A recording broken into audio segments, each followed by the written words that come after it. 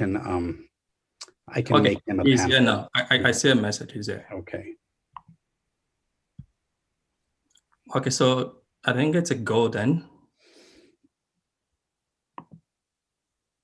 So a big welcome to everyone. My name is James Yeku. I'm an assistant professor in the Department of African and African American Studies here at the University of Kansas. It's my pleasure and delight to welcome you and just thank you for joining us from different parts of the world. I must say that we thank you for supporting all the various DH initiatives here at the University of Kansas, especially as we all jointly grow this community of African digital humanities scholars from around the world. This particular symposium actually built on previous efforts, both on the African continent and here at KU. So in 2017, for instance, the focus of our then annual DH forum was the theory and the practice of digital storytelling, especially as it relates to humanities research, teaching and learning. And despite the multiple meanings and contestations around the term, I believe digital storytelling has continued to be one of the many aspects of DH practices that fascinates many scholars in our campus community. And in the context of Africa, my sense is that most people know that storytelling techniques from oral tradition have informed profound literary works over the years. And in recent times, we have begun to see how they're beginning to inspire the creation of digital objects and projects. And that's one reason why we are turning attention to them. We're also beginning to see the increasing visibility of the affordances of digital media, both as significant narrative elements in text and also the means by which new African stories and cultural forms become circulated, whether as interactive videos, map-based narratives, or even just other forms of interactive media. So from video games, for those who pay attention, you see that from video games and to social media and even digital archives, African storytellers are crucially engaging with digital technologies in ways that frankly need to be more fully explored. And that's why it's my hope that today and tomorrow, the symposium will give us a lot to sit with, especially as our speakers lead us in productive sessions that hopefully further push the boundaries of digital storytelling. At this point, I really need to thank our keynote speakers, Dr. Kim Gallon, and of course, the wonderful Esther Armah of the Armah Institute of Emotional Justice based out of Accra in Ghana. Also, many thanks to my colleagues, Brian, and the other folks whom Brian will introduce shortly. And again, to our sponsors who have worked tirelessly in the last weeks to promote this event. It's been amazing. And who have supported continually the growth of African DH more generally at the University of Kansas.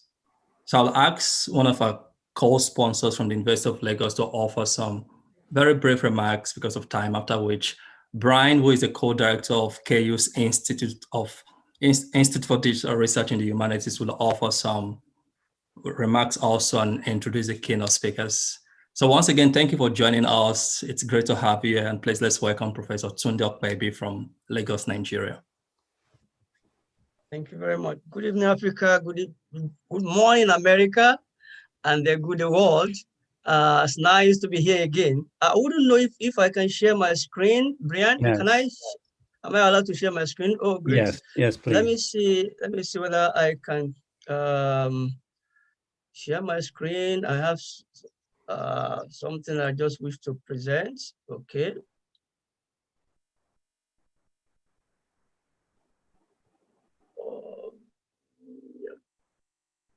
I believe you can see screen. Is my screen visible to everybody? Can you see my screen? Yes. Oh, okay. Okay, let me see. I'm trying to see how to just okay, let me, without wasting much time, let me see. It's a pleasure for me to just be part of this. I want to thank James and Brian for actually getting us involved in this project, in this initiative. And it's been a great pleasure working with you. I must thank Brian in particular for his interest in what we're doing in Africa. James has been there, so we appreciate all your support. Basically, what we are trying to do at the University of Lagos is just to see how we can push the frontier of African DH, and then to see how we can encourage collaboration, how we can encourage, practices that are, woven around cultural artifacts, digitizing material, digital media, creating repository, and trying to see how that can be of help to promoting the DH in Africa. For those who are interested, you can just see our website, and then you can visit us. But I'm much interested in just introducing some of the things we are doing. As you can see from the slides, sorry, I'm trying to see the screen, but it's not responding the way it should here. So you can see a bit of what we are trying to do, and then how we are trying to expand the work we are doing here in Lagos. Then most importantly, what we are actually concentrating on, apart from the project we are running, we are interested in seeing how do we empower scholars, how do we encourage young people to get involved in DH. In 2017, we started with this project, or this program, the Lagos Summer School in Digital Humanities, as you can see the flyer that we used in 2017.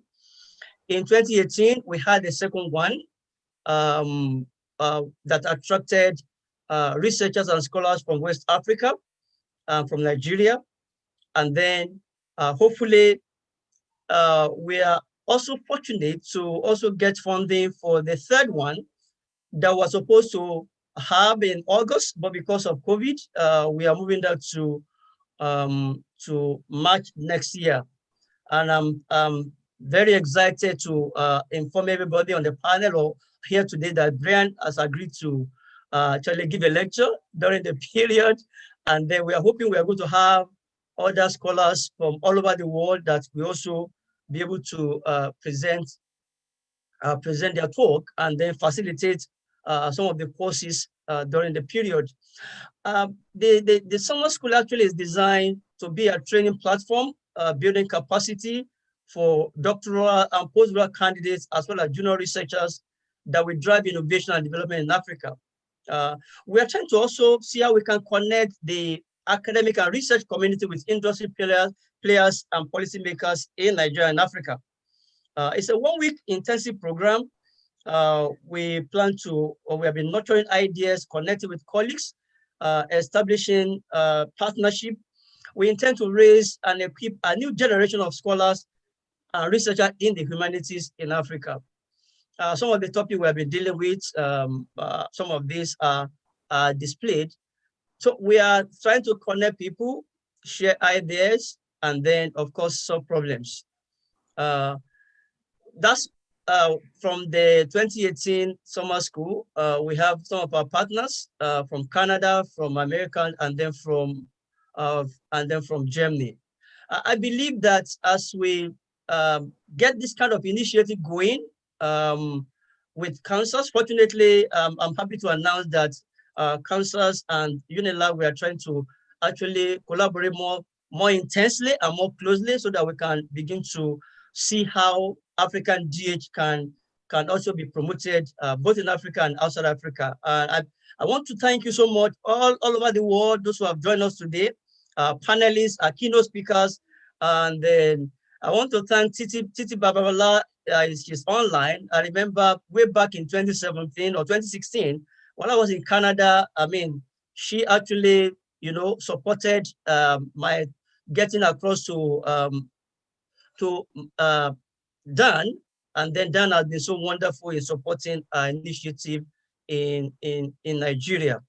Now we have some of these projects going on at the University of Lagos at the moment. We have the federal government sponsored projects that we're already running that will run till 2022. We are trying to actually build an online repository of political discourse in Nigeria. We also have the depiction, the digital mapping of Lagos City in literary text from 1950 till date. And then we're also looking at other projects we are currently proposing and running. Of course, ultimately, we need more partners. We need more collaboration over this period so that we can begin to do more in Lagos, in Nigeria, in Africa. And I hope through this kind of initiative and this program we are having today, I believe we are going to be talking about, ideas and issues that will further, expand what we are doing in Africa. And I want to thank all our partners in the US, all over the world, all over Africa, my colleagues on African DH Network. I want to thank all of you for really being there. And Sarah Petrolini from Lighting, I want to thank all of you for supporting our initiative in Africa. And today, I want to wish all the best as we listen to this wonderful presentation from all our scholars and colleagues in this area that we're looking at today. Thank you very much. Welcome to this symposium today. Thank you. Thank you very much, Tunde. And you can let's see, you can probably turn off your screen sharing, and and thank you so much. Thank you, James. Thank you, Tunde. My name is Brian Rosenblum, and I'm a librarian here at the University of Kansas and the co-director of the Institute for Digital Research in the Humanities. And on behalf of the entire IDRH team, including my co-director, Dave Tell, and our team members, Sylvia Fernandez and Kaylin Dwyer, I also want to give you a warm welcome to this virtual event. I especially want to thank Sylvia and Kaylin for the work in helping set this up, and you will see more of them over the next 2 days as they will be moderating the Q&A, tweeting, helping collect links that are mentioned in all the presentations, and generally helping things run smoothly. The Institute for Digital Research in the Humanities at KU provides resources and training in the practices and tools of the digital humanities, facilitating interdisciplinary collaborations, innovative research, and external funding opportunities. In addition to serving our local community here at the University of Kansas, we're committed to a vision of digital humanities that expands the cultural record, that fosters connections across disciplinary and geographic boundaries, and that enables the recovery and telling of untold stories. So we're really thrilled to have the opportunity to serve as hosts for this event, and we hope that it will lead to further connections and conversations among all the participants here. Before we move on to the opening talk, I just want to do a couple things. I want to acknowledge and thank all the co-sponsors of this event. And I'm going to paste their links here in the chat. So we've just heard from Tunde at the Center for Digital Humanities at the University of Lagos. Another partner is Eiffel, Eiffel.net, which is a nonprofit organization that works with public and academic libraries across Africa, as well as Latin America and Asia, to enable access to knowledge through training, support for licensing, promotion of open access publishing, and other activities. And we will be hearing from Irina Kuchma, Eiffel's open access officer, in tomorrow's session. Another sponsor is Global Outlook Digital Humanities, or GoDH. GoDH is an international community of digital humanities practitioners that aims to help break down barriers that hinder communication and collaboration among researchers in high, mid, and low income economies. GoDH recognizes that the history of humanities computing has taken place at the margins rather than at the center, and that the perspectives of the global South are vital for shaping the future of the digital humanities. We have a mailing list that you can subscribe to, and I encourage anyone interested to visit the GoDH website and sign up for that mailing list. Local sponsors include the Kansas African Studies Center and the Department of African and African American Studies here at the University of Kansas. Kansas African Studies Center is one of 10 national resources in the United States for African studies, and they have their own digital storytelling project called Migration Stories, Africans in Midwestern Communities. And the department regularly offers instruction in several African languages. So thank you to all of those sponsors. And finally, a couple of logistical matters. We had a lot of interest in this event. There were as of this morning, there were over 230 people registered from 24 countries. I'm not sure if the attendees can see the list of other attendees, so we invite you to use the chat to introduce yourself or say, who you are and where you're at. There will be some time for Q&A after each of the sessions, and we would ask you to use the Q&A button at the bottom rather than the chat for those questions. Makes it a little easier for us to keep track of those. Let's see. We do have a hashtag. It is hashtag #AfricanDH2020, and we'll be doing some tweeting. You can follow us there. We'll also send out a Google Doc. We'll be keeping track of links to projects and resources that all the presenters mention during their presentations, and we'll be posting that in the chat and sending that out later on. Let's see, we will be recording the event, so if you can't stay for all of it, it will be online soon after it ends. And finally, just a reminder that we will be back here tomorrow at the same time for day 2. So thank you all. So now it is my great honor and pleasure to introduce our keynote speakers, Kim Gallen and Esther Armah. Kim Gallen is an associate professor of history at Purdue University. Her work investigates the cultural dimensions of the Black press in the early 20th century. She's the author of many articles and essays, as well as the book Pleasure in the News, African American Readership and Sexuality in the Black Press from the University of Illinois Press. Professor Gallen is also the author of the field-defining article, Making a Case for the Black Digital Humanities, and is the founder and director of 2 Black digital humanities projects, the Black Press Research Collective and COVID Black, a task force on Black health and data. She also serves on several advisory boards for digital humanities projects.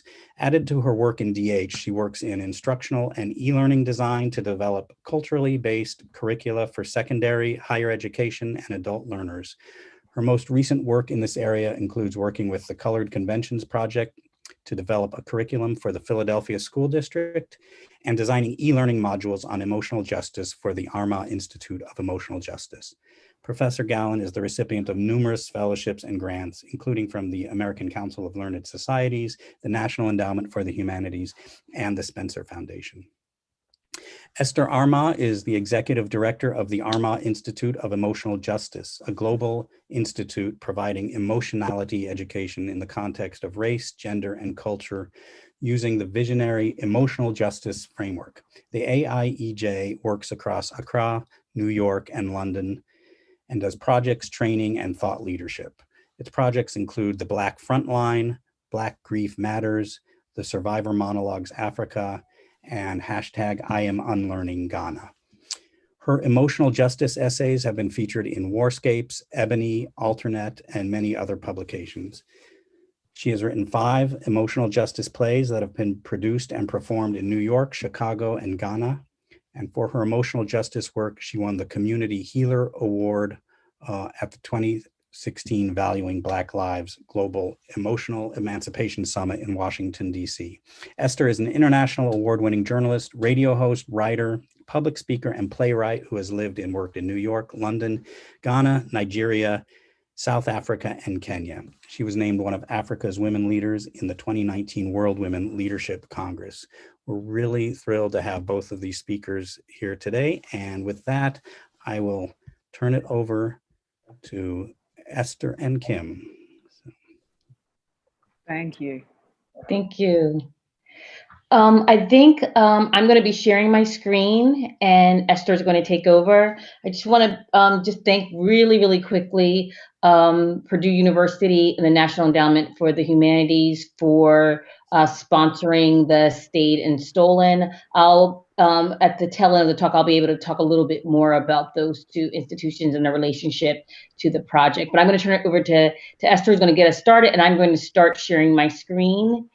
And I will ask people to confirm that you can see it.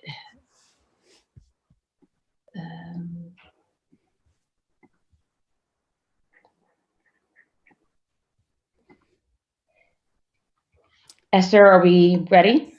Yes. Okay. And okay. Thanks so much, Kim. Hello, everybody. So thank you for the introduction. I'm Esther Armah. And so what we're going to do is I'm going to speak for about 15 minutes and talk specifically about that title, The Stayed and the Stolen. And then Kim is going to speak for 15 minutes to do with the immersive virtual experience part of this. We're going to have some dialogue, she and I, between us, and then there will be the opportunity for Q&A where you can all ask your questions. We'll be happy to answer those. Okay, so if we can get started, if I can take the first slide, please.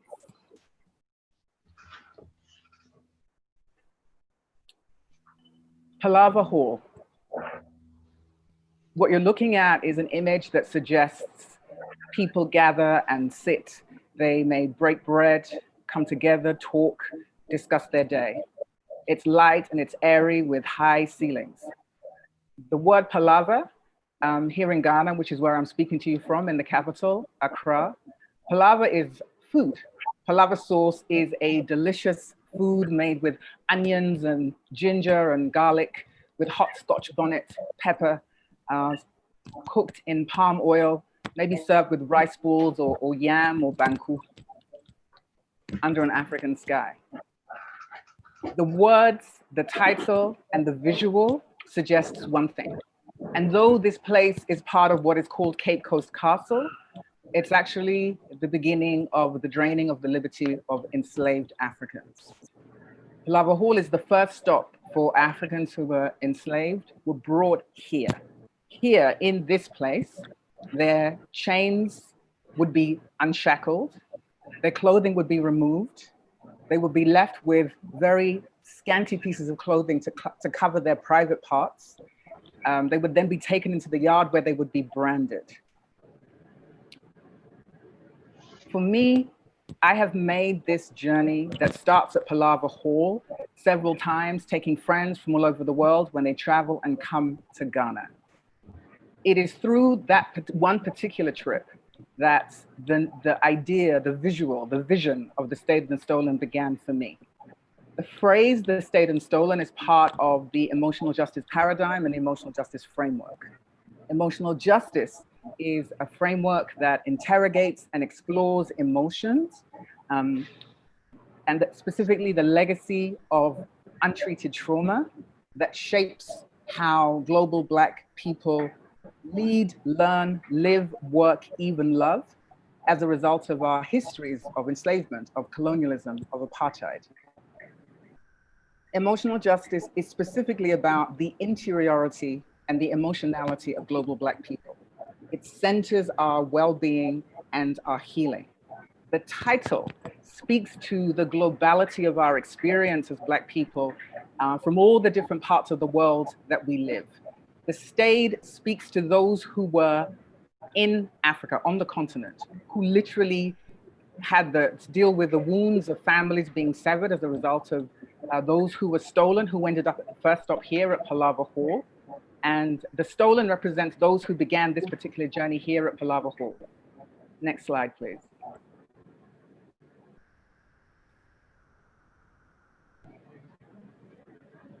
They would be separated. The men, the women, the children, after being branded, they would be separated. And this is the first stop for the men, the male dungeon.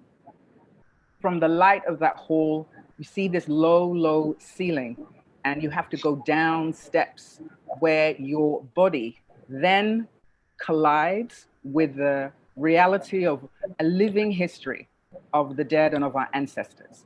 And this space that you see, if I can have the next slide, please. You see how low the ceiling is in comparison to the airiness of the hall, and you see how dark it is. This space that would essentially hold maybe 20, maximum 50 people would actually hold 200 men who would stay from between 2 weeks and 3 months. Part of what is crucial for The Stayed and the Stolen as a project is the idea of framing the interiority and the emotionality of African peoples at this site that begins enslavement. What has happened is we've had the dehumanization of this narrative, of this history, and that dehumanization has shaped how that history is taught, how people teach it, how people view ourselves and each other. Emotional justice is about, in the centering of the interiority and the emotionality of a global Black people, the aim is to then focus on what well-being and healing looks like. We don't look at emotions as individual feelings. We treat emotionality as structure, as a crucial tool that was part of the system that created, maintained, and sustained systemic injustice, systemic inequity, and the brutality that came with enslavement. Next slide, please.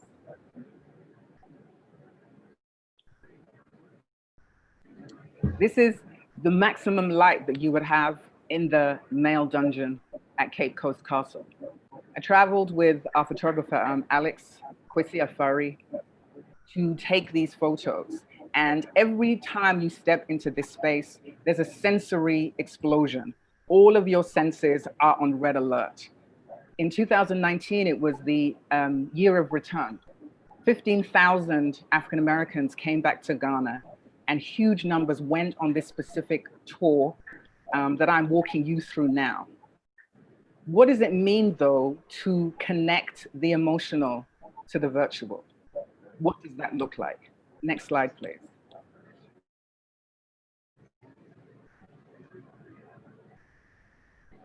The female dungeon.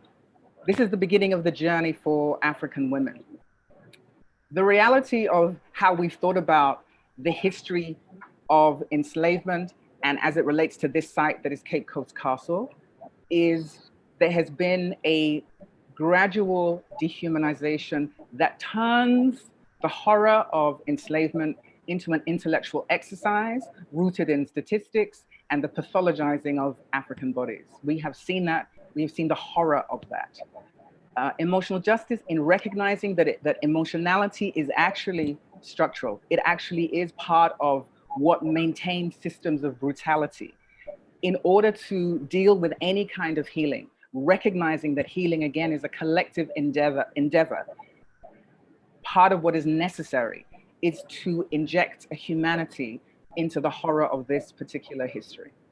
Female dungeon, this is the entrance to that space. Again, as you see the light, the sun of the outside as you walk into a space that is dark, that is dank, where again, what would hold essentially 50 women, 200 women would be in this space. There would also be children.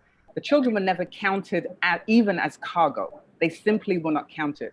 If we think about that cancer and that horror as it relates to the legacy of the untreated trauma and how Black children are treated on the streets of America, on the streets of UK, on the streets of Brazil, the way that they're discarded there, we can make links to the way dehumanization of the horror of a history manifests in a contemporary reality. Next slide, please. Again, the entrance of the female dungeon. Next slide, please.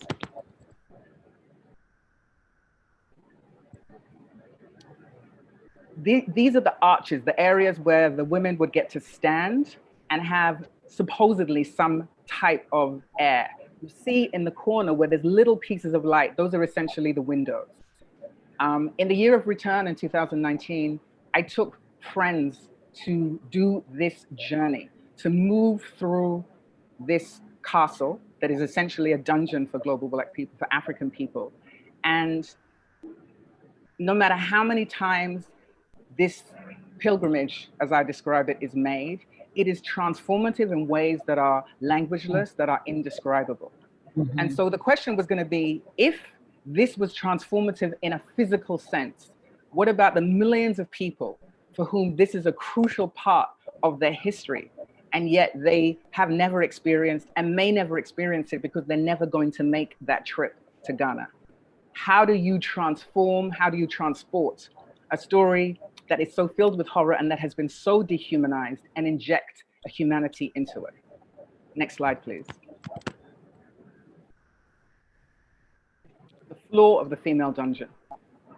This floor that held the bodies and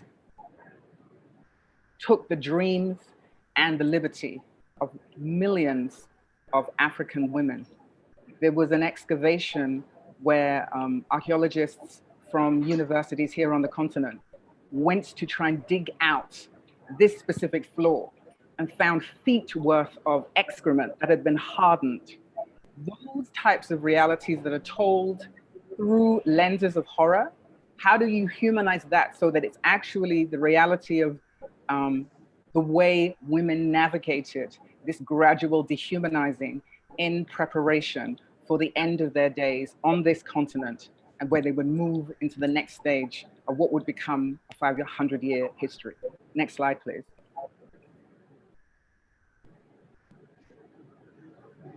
With emotional justice, part of what we speak about in its framework, the idea of focusing on the interiority and the emotionality of global Black people, is to do what we call an intimate reckoning, and to recognize that there were multiple ways in which people resisted. And that resistance was internal, as well as all the physical ways that we've ever explored and been taught that history. The punishment cell was a room of resistance. It was where African women who refused, I put on in quotes, to be raped would be taken. It would hold, if you walk in there, I stand 5'10" inches tall, 5'10" inches tall, and I can't stand up fully at my full height in that space. So as you go in, you're forced to turn your body inside of itself just to be. It would naturally hold 3 people, and it's claustrophobic.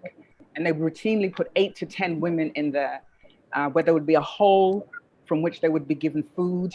And in that space, they would be left until they, quote unquote, consented to be raped, at which point they would be taken out. Next slide, please. The condemned cell.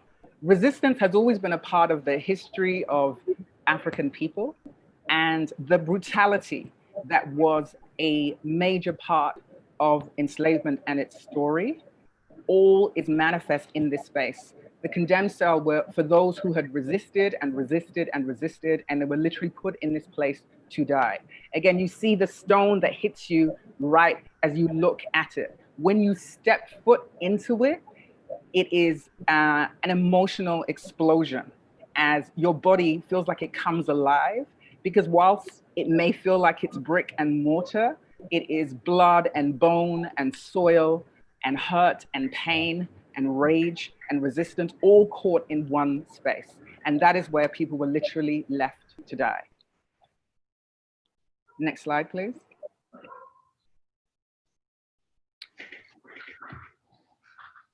Enslaved African people, those who were the stage, who were now the stolen, had been stolen from homes, from families, from ethnic groups, from tribe, from community.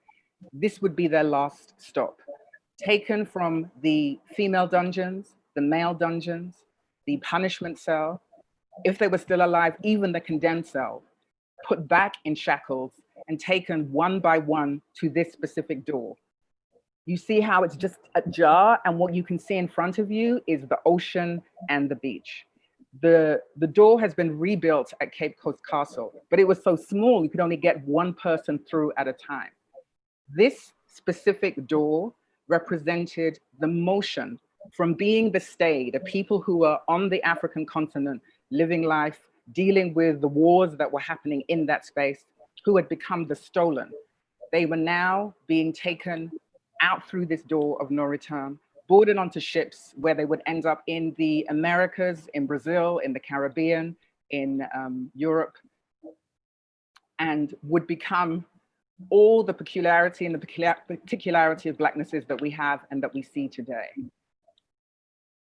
The crucial piece of The Stayed and the Stolen is to recognize that in order for us to reimagine who we are to each other as a global Black people, part of the legacy of untreated trauma from the systemic inequity, from the violence, from the trauma, has been how we see each other as global Black people. So the Blacknesses, the peculiarity and the particularity of our Blacknesses have now been shaped by the white supremacy of whatever region we ended up in, whether that was the Caribbean or Europe, whether it was North America, across Latin America, whether it was Brazil. Irrespective of the place, our Blacknesses was then, our Africanness, our Blacknesses was shaped by the white supremacy of that region. The Stayed and the Stolen is about exploring what does it mean to come back to this site and to explore it as a global Black people, to humanize this horror. What does it mean to do that? To connect the emotional to the virtual, to recognize that storytelling is at source, as an Ashanti woman, which is my tribe here in Ghana, is about the voice, the drum, the heart, the heartbeat.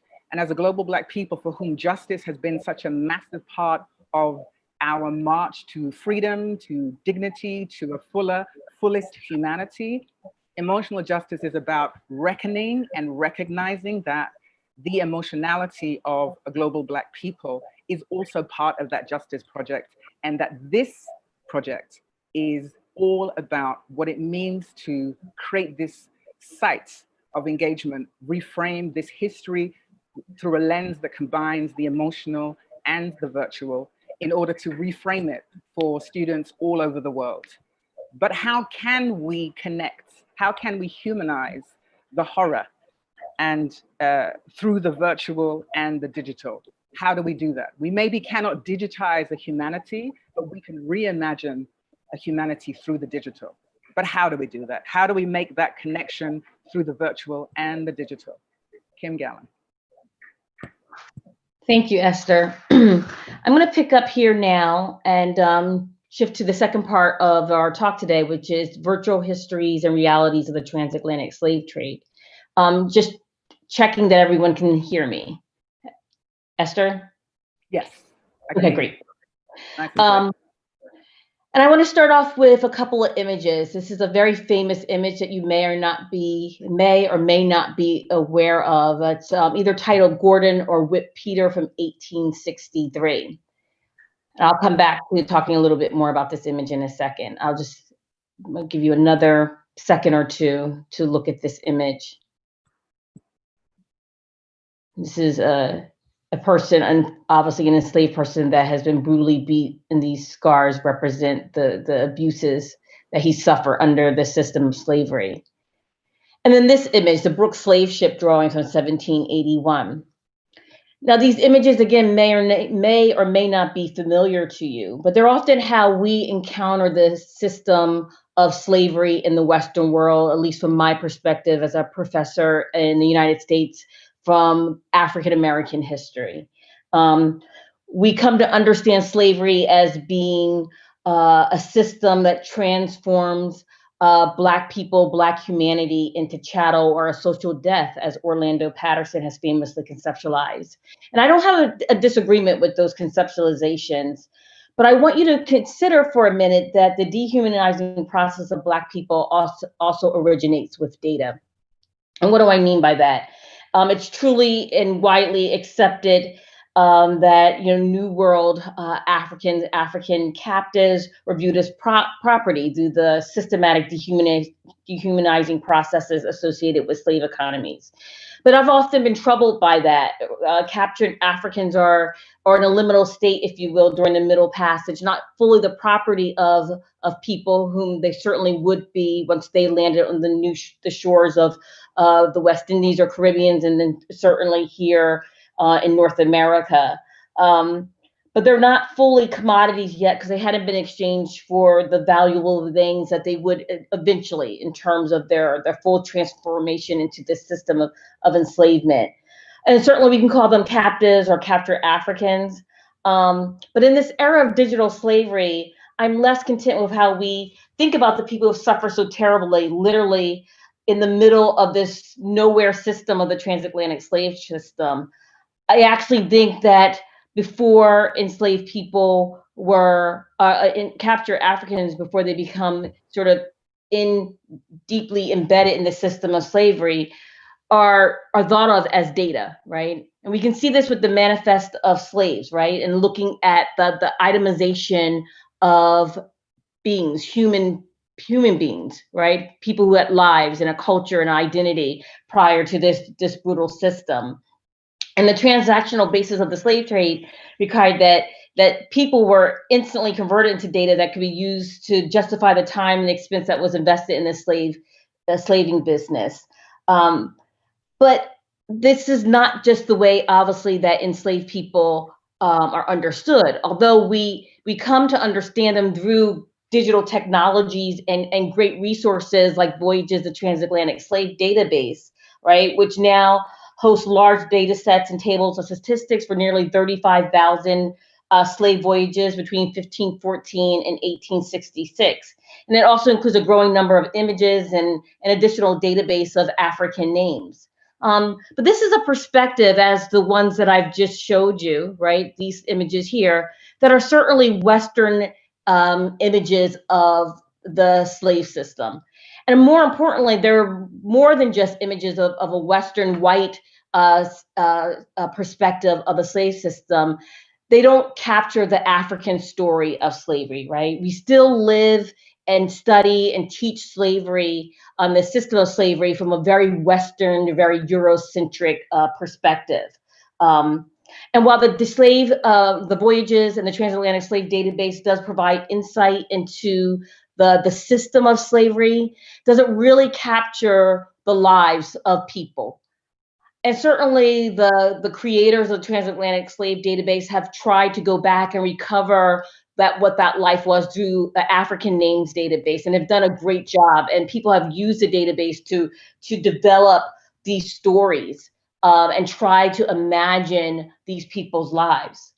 But we still face the problem, the very significant problem of not understanding the position of Africa in the transatlantic slave trade. And while there are a variety of teachers and colleagues that I personally know who do amazing work in the classroom each semester, or in high schools and even middle schools all over the world, trying to infuse and incorporate Africa into this story, we often are left with a very, very lopsided perspective of the system of slavery. So what does that mean? It means that the story of Africa is largely missing from the story that Americans and other people across the world have to know about the slave system. And this is sort of ironic given the corpus of rich digital slavery projects.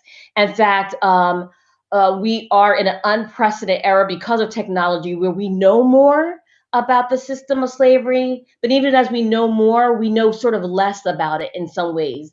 And the ways that we know less about it certainly reinscribes the marginalization of the continent of Africa in general. So this story that we tell ourselves about the system of slavery mirrors a story that we tell ourselves about where Africa is relative to the rest of the world. And so Esther and I want to do something about it. We're confronted with this idea that in the digital era, we have this quantitative data and knowledge that tells us more than ever about slavery, but we see absences. Absences certainly that major motion pictures have tried to fill in the gaps with, 12 Years a Slave and the Transatlantic and Harriet, the most recent film. We've had films like Amistad that have tried to capture the transatlantic slave system, but they all sort of fall really, really deeply behind actually what the real stories that Esther's just sort of beautifully laid out through the images of Cape Coast Castle. So The Stayed and Stolen is an effort to fill in this void left by digital slavery projects, left by major narratives that come out of popular culture, and certainly the narratives that are given and provided to students in the classroom. And our project draws on VR. We see VR as a set of technologies that create immersive digital environments, recreating the perceptions of our everyday experiences in order to simulate places and things. But the state install extends this definition by using VR to create interactive experiences that allow users to see the world through the eyes of the enslaved, to achieve emotional justice from the history of the transatlantic slave trade from an African perspective. And I want to say that again, from an African perspective. This project is truly about global healing. In a few minutes, Esther and I will talk a little bit more about what that means for us as two Black women on different sides of the Atlantic. But our goal is to think about the ways that the stories of enslavement, of the transatlantic slave trade, has not brought African people together, but have divided them and created tensions that some popularly will call sort of the diaspora wars, or some of the tensions that get played out in the year of the return. Now, we are not under any impression as a team of scholars and computer scientists that this is going to be easy. In fact, we understand that we are going to face detractors. There are going to be people that say that VR technology is an inadequate way to try to recreate this very, very traumatic, controversial, very sensitive topic. And we understand that. And one of the ways that we've thought about that is to think about what are the existing models that are out there for us. And I want to talk a little bit about those existing models. And the models that I want to show you, I don't want you to take them as a criticism of what people have tried to do as it relates to the Middle Passage, but as valiant efforts to try to recreate something that's really, really difficult, some better than others. And we're using these models as a way to think about how we can go further with technology to recreate and reimagine this story of the transatlantic slave trade. Now, so one of the models that we're definitely staying away from is to think about VR as creating a game. And you may or may not be familiar with this particular model or VR, well, this isn't VR, but this sort of recreation, technological recreation of the Middle Passage. But it's an unfortunate game that was created by a company. It's no longer, I don't think it existing longer, but it was called Playing History, Slave Trade 2, also known as Slave Tetris. And it was created as a game. And part of the game is that you're supposed to stack people, human beings, as part of the game, right? And I won't talk more than to say that this is a horrible, dehumanizing way to think about the Middle Passage. There's no value in this this recreation of any stretch or imagination. This was listed as one of the worst 100 educational technology learning tools of the last decade. I think that was done in the at the end of the first decade of the 21st century. So it's around 2009, 2010. This was branded as so this completely dehumanizing simulation of slavery. The University of Central Africa has also tried to create a VR experience of African captivity in Brazil. It creates a virtual game where users experience African captivity on the slave ship and are asked to make choices such as cleaning the deck, making a friend, stealing food, and so on to survive. And you can see here that this VR experience features images that unfortunately are historically inaccurate and feature a visualization of a young African boy walking the two rows of young menacing white men. This again is not something that we imagine ourselves to recreate for our purposes. Again, not criticizing the University of Central Florida, because we do understand how difficult it is, but we want to make sure that it's historically accurate, and we don't want to re-traumatize people with images that that are historically inaccurate and actually dehumanize African people even further. Another one was the 1619 Searching for Answers by USA Today.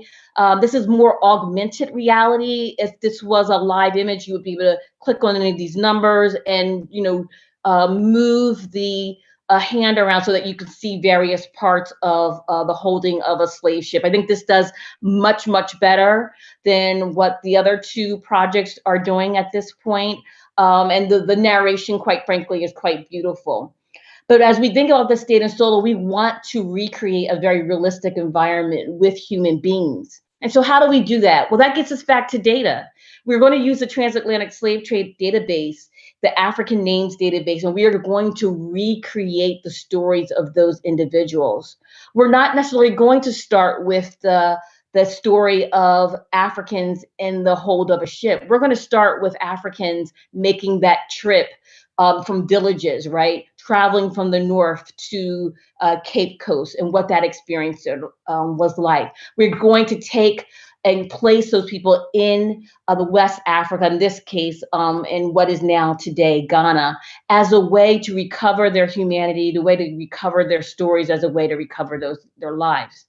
And when we think about what we're looking at, we want to get away from the structure. So this is the Zamani project, a 3D model of Cape Coast Castle.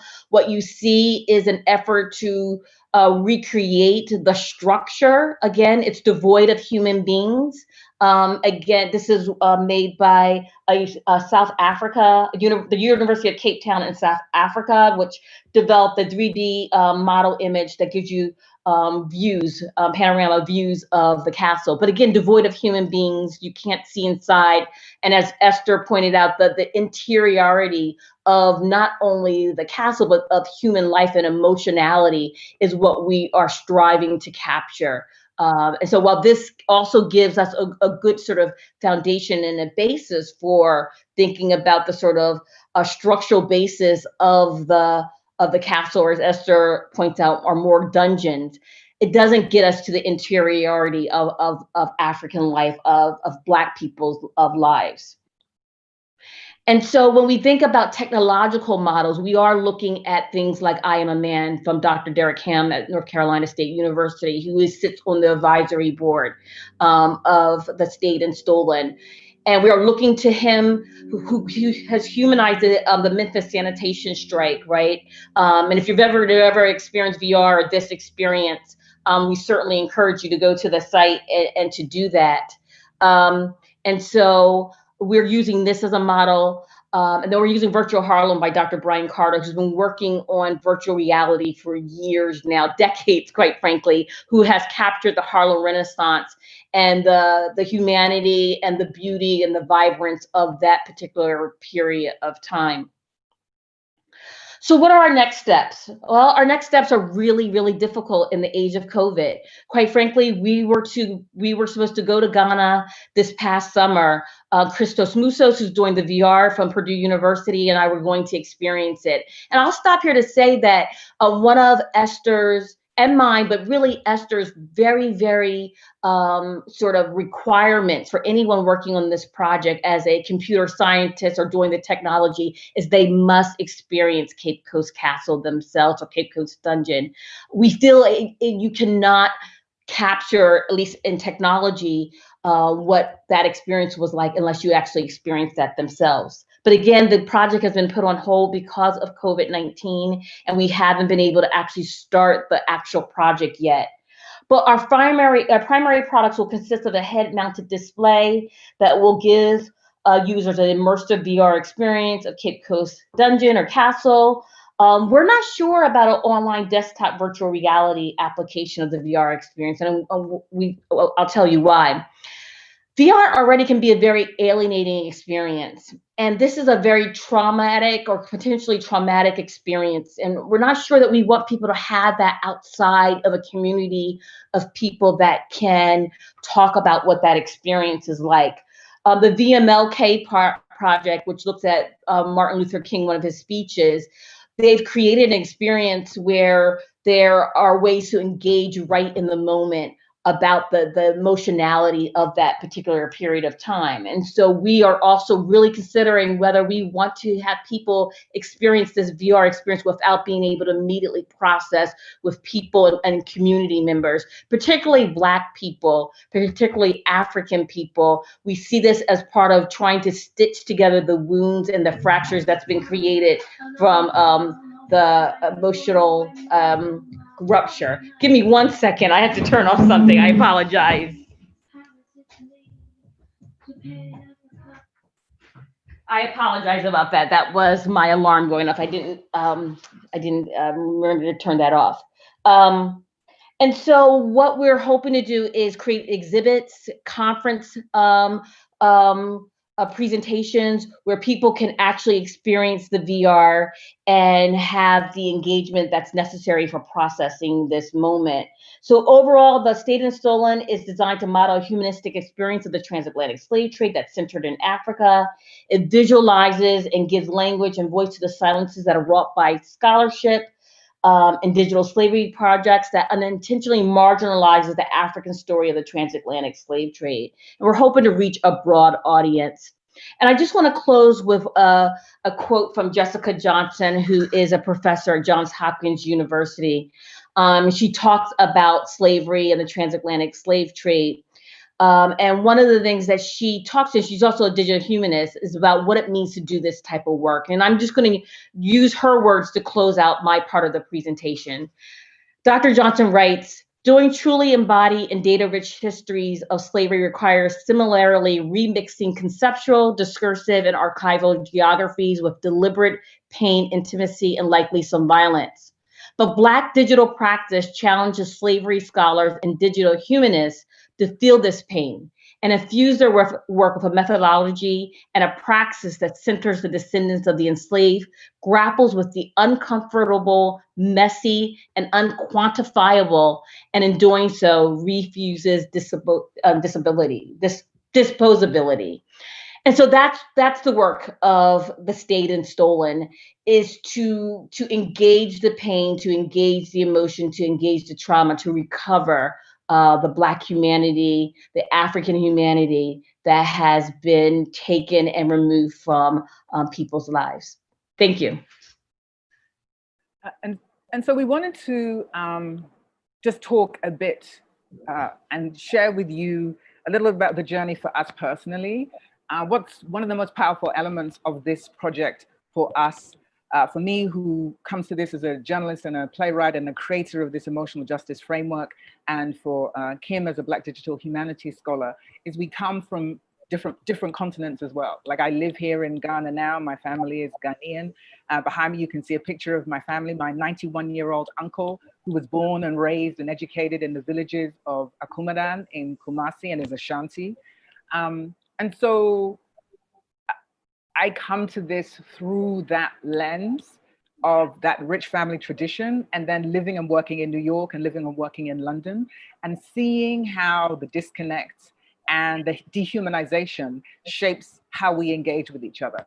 So Kim, can you talk a bit about your journey to this as an African-American woman and as a scholar, and how that shapes your thinking of a global Blackness?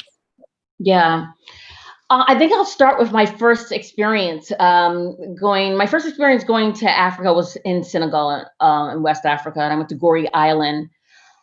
But I think my most formative experiences was in going to Cape Coast in Ghana, and that was, I think, 2014.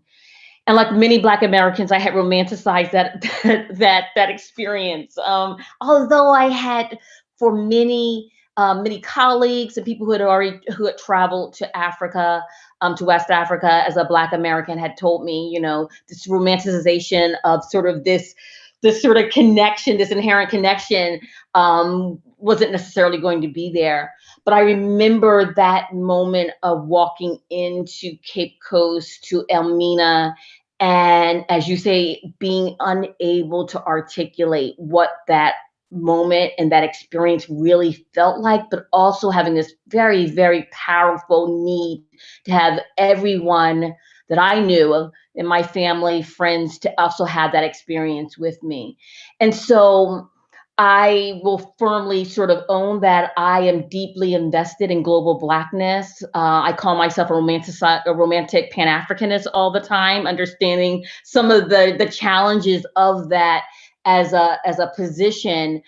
But you know, being engaged in trying to think about a broader sort of a global identity that actually is rooted very much in Africa, and again, West Africa from this perspective, has been a part of what I bring to this work. It's so powerful. For me, I think about specifically rupture and return. The idea of a severing, and then what it means to return and how you return. The way that our global Blacknesses have been shaped as a result of what happened in Cape Coast dungeons and castles across different parts of the continent of Africa it's too rarely recognized as having a contemporary manifestation that shapes the economies of the continent, that shapes our relationships to each other, whether Africans on the continent or in the diaspora, African Americans, Black British, Caribbean, Brazilian. And as somebody who's traveled and moved through those spaces, you meet a nation's relationship to your Blackness and their relationship to that history in your body when you land on their land. Yes. And having had that experience multiple times, having worked and traveled in the way that I have, I'm reminded that a crucial part of reimagining what I call the emotional economy of rupture and return is this rehumanizing. And I think the intersecting of the emotional and the virtual, recognizing that, as I said, you cannot digitize a humanity, but you absolutely can reimagine a dehumanized people through the power of the digital. And well, I just want to jump in to say really quickly, and I think what is really important about Cape Coast as being a site, right, for sort of the reckoning and sort of, again, the mending is that there's, at least from my perspective, a misrecognition of African people's humanity from both sides, right? Where African Americans sort of misrecognize Africans' humanity and Africans misrecognize African humanities. And there's all these tensions and this sort of misunderstanding. I'll just say really quickly, I've taken students to Accra, Ghana, Cape Coast, many times now. And Black students are particularly, Black American students are particularly angry and upset because they desperately want other Africans to recognize their humanity because of the way that their humanity is not recognized.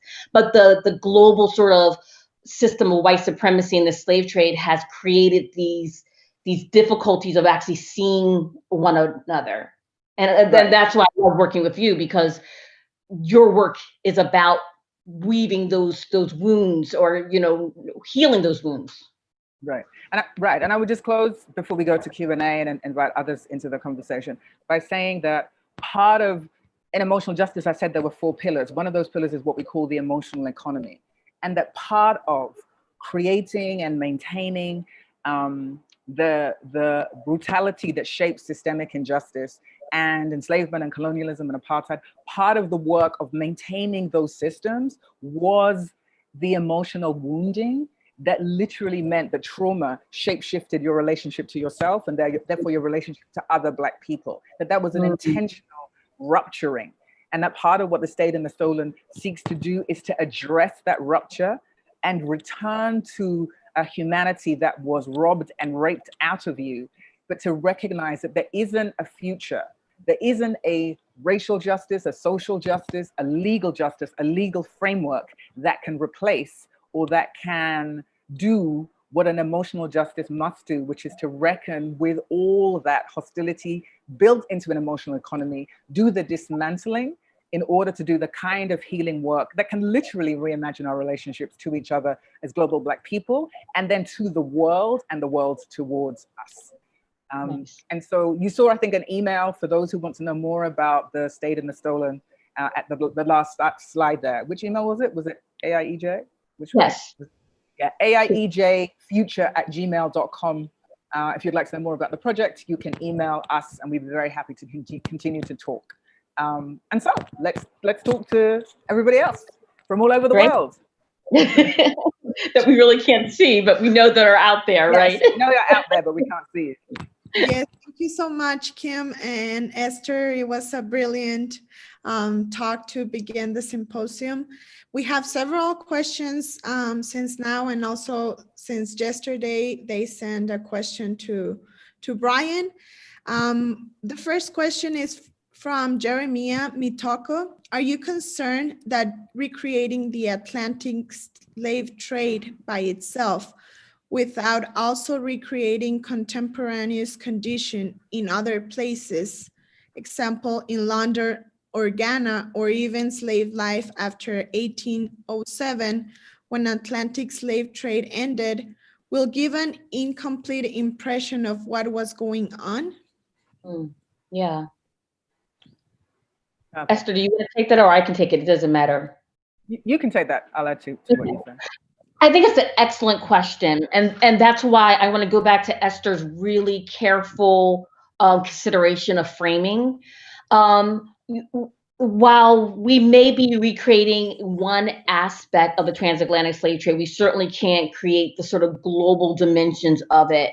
We will situate that in a larger narrative that will be placed in a website that will give people additional resources and contextualize this system of slavery in a much, much broader way.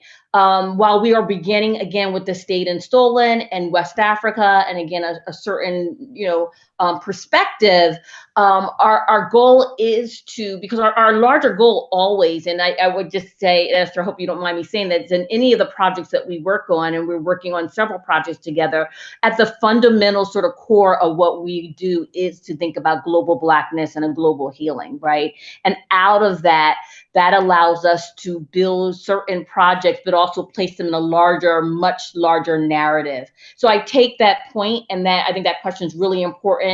And we certainly are not suggesting that we have all the answers, but we are thinking about a much, much broader context. Esther, did you want to jump in? Yeah, I just want to add to that part of the intention around emotional justice is specificity within specific elements of what has been this 500-year history. So to actually not be broad in this moment, but to be really specific and to focus in on the humanity of something that has been so broadened and then has been explored in what I call data narratives. So we talk about 500 years and all the breadth of space and place where enslavement happened. That part of, for me, what's really important about emotional justice is actually drilling down into the specific in order to reconnect differently to what is broad. And that kind of reframing and reimagining of an enslavement narrative, starting it here and rooting it in something specific, is actually designed to encourage us to reframe how we think about the broad. So there's intentionality even to that. I always say that I don't think you can 12-step program your way out of 500 years of trauma. So that the idea of capturing breadth, for me, in terms of the emotional justice framework, doesn't make sense, but it's intentionally specific, which is why we call it an intimate reckoning, even though we recognize emotional as a structural issue and not one of just individual feeling. Thank you so much for your answers. Another of the questions is from Giselle Atenol. You mentioned film representations of slavery that start to reveal some of the interiority and perspectives of African people and captives, but not entirely successful. Do you think gritty fictional work, novels like Beloved or Going, for example, may be able to convey more of the wretched, suffering, trauma, cultures, etc.? May this be incorporated into the project? Yeah, Esther, I'm going to let you take it because you're the story writer. You're the storyteller. I think it's always really important to recognize the breadth of the artistic voices that capture what is the breadth of an extraordinary story. Beloved is an irreplaceable piece of work. Homegoing is an irreplaceable piece of work. They both do really, really important pieces of work around the interiority of Blackness that is not the same. That matters in us recognizing that the idea of collapsing a 500-year history into one thing or another thing is something that we want to both reject and to recognize that because there has never been enough intimate reckoning, there has never been enough moving through the interiority when it comes to trying to humanize a horror. All of the ways that can be done matter. So Beloved stands next to Homegoing.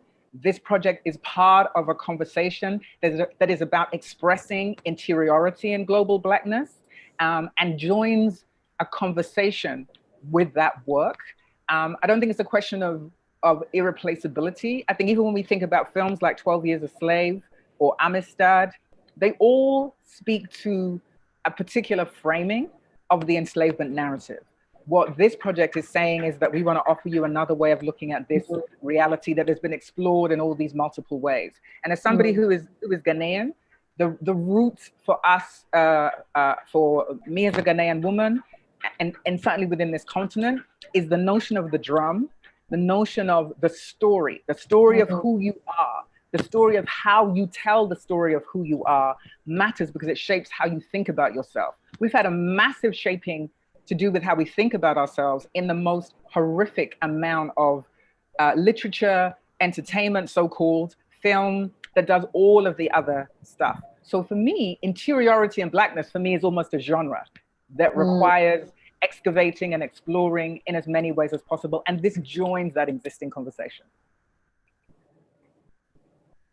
Absolutely. We have a few minutes for more questions, and we have several questions that I will make those. I will send you those to Kim and Esther for responding later. Another question is from Sophie Merricks. Will the proposal for a virtual reality view of your project be accessible globally if you, rightfully in my opinion, decide not to create a visualization for desktops? Yeah, I'll let Esther also pick up on this, but I'll just say that is our plan, right?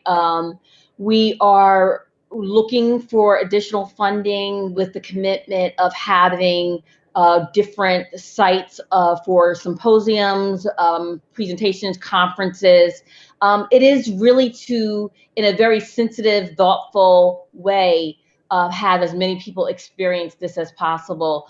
But the question really does bring up the issue, if it isn't on a desktop, how we can only be in certain places and the funding is not unlimited. What would then be the potential of getting this experience out to as many people as possible? And so we're still thinking about what that means and what are the implications, quite frankly, of doing a desktop application that one might experience on their own, and the worst case scenario that desktop application becomes a way in the wrong hands with the wrong intentions to re-traumatize and to cause damage to the history and then to the people who were the unfortunate descendants of that history.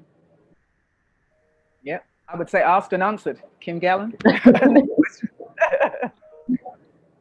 Thank you. Another question is from Richard. Avoiding the interiority of horror experience in slavery history, as your framework suggests, doesn't it amount to distorting history, or is it what it takes to theorize emotional justice? Powerful. The history of enslavement in Africa has been one of a profound distortion. I would argue that that's how it's been taught. It has literally been conceptualized, conceived, taught as a distortion. And the distortion had the intention of maintaining the kind of dehumanization that allows Black people to be mowed down and killed on the streets of America without any consequence. That is literally the legacy of what has been a distortion of millennia. And so for me, what emotional justice does is two things. It reckons with the distortion, but it doesn't center it. So it is not reactionary. It centers the site as an origin story, recognizing that people came from places, villages, homes, families. They came from community before they landed here. And so I think the part of the challenge is that you can end up navigating a very long history of distortion, and that creates a series of reactions to correct that distortion. What emotional justice says that we're going to start with a completely different frame. We're going to start with interiority and explore it from that space. Knowing that in that exploration, you will of course confront those distortions because there's been so many, they are so deep, and they literally show up in how we engage and deal with each other.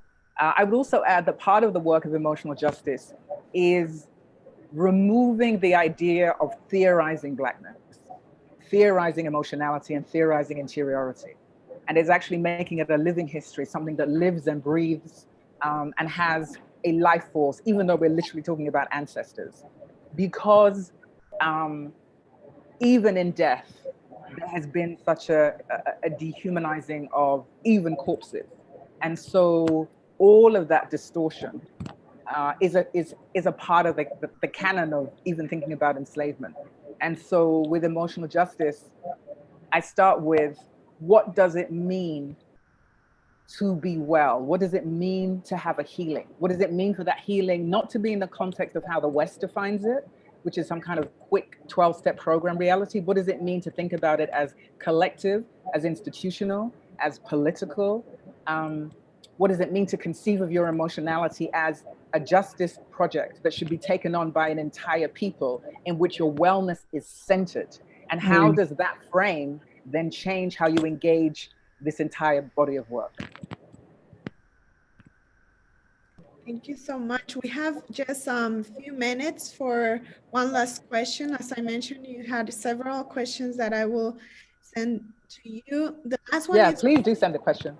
Absolutely. The last question is from Ayodehi Adida. What may be responsible for this disturbing tension that's often noticeable between Africans in America and African Americans in America and elsewhere? Did you say what is responsible? Was that the first part? Yes. What may be responsible? Sorry, just say that first part. I'm going to make sure that I got the right part. Yeah, let me repeat it. What may be responsible for disturbing tension that's often noticeable between Africans in America and African Americans in America and elsewhere? Yeah. Right. I'll just start very briefly. I mean, that's the million-dollar question. And if I think there are some answers, right? So I don't think it's a question that doesn't have some answers. And this may be reductive to some or maybe simplistic. I do think, again, speaking from a Black American perspective, a lost sense of history and not a shared understanding of common sort of ancestral roots that grow again out of West Africa. I don't want to suggest that West Africa becomes Africa. We see that happening too much, but certainly the tensions that we see that are outgrowth of a misunderstanding and a misrecognition, and quite frankly, to use Esther's words, to the distortion of African history, a distortion of African American history, the distortion of the very people that embody that history in who they are, I think leads to what I would call a misrecognition of each other. And at the very core, the reinscription of the dehumanization of each other and seeing each other through in what we might think of as a way of thinking about double consciousness, the eyes of white supremacy. And I would just add to that very briefly. I want to be really specific. I think that when it comes to Africans and African Americans, we each hold the other responsible for every bad thing that happens in our environment, as if we personally are both responsible for and can and should have better handled white supremacy.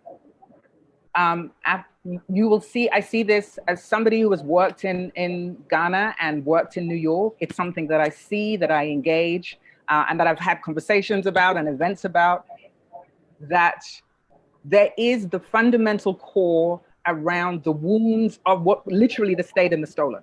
Those who were stolen out of a continent and ended up in the different parts of the world that they did, speaking about America for 1 second, and the stayed. There is a foundation that is about a resentment and a betrayal, these specific emotions that then manifest in the kind of antagonism and hurt and harm that we cause each other. What I say is that this is specifically about what I call a politics of emotionality, which is not about humans and emotions, that a politics of emotionality is about dominion, supremacy, and privilege. And that part of what has happened in being taken to all the places that we were taken, but talking specifically about America, that our Blackness is shaped by the white supremacy of whatever region we landed in. It's shaped by that. So what happens when you see African Americans land in Ghana is what Ghanaians see is the white supremacy that shaped the Blackness of African Americans. That's what they respond to. What some African Americans see when they look at Ghana is what was taken from them, and that somebody in this space was responsible for that taking. It is one of the most pure forms of emotionality that we do not name as such. And because we don't name it for what it is, we can't get to the root of it. Why does that matter? It matters because that level of antagonism actually is responsible for the kind of economy that we have here in Ghana, and the absence of economy between the diaspora and the continent, which is absolutely changing because people are doing phenomenal pieces of work to make that change a reality. We saw it. 15,000 people came to Ghana for the Year of Return. African Americans, 10,000 Black British came. And so you see that in appropriation accusations. You see that in Africans saying to African Americans, well, how can you be wearing that kente like that? You look crazy. Nobody wears an akbada like that. What are you doing? Do you know what I'm saying? But the part of what is necessary in terms of our healing is an evolution that expands our understanding of each other's Blacknesses, that takes account of the places where we ended up in order to recognize that you cannot reach back to a history that is gone. It is gone. Humanizing it matters, but it matters in order for us to understand that we are no longer who we were, but who are we now, and how does the expansion of that Blackness enable us to look at each other differently and recognize that there were wounds both sides, but the wounds are not the same.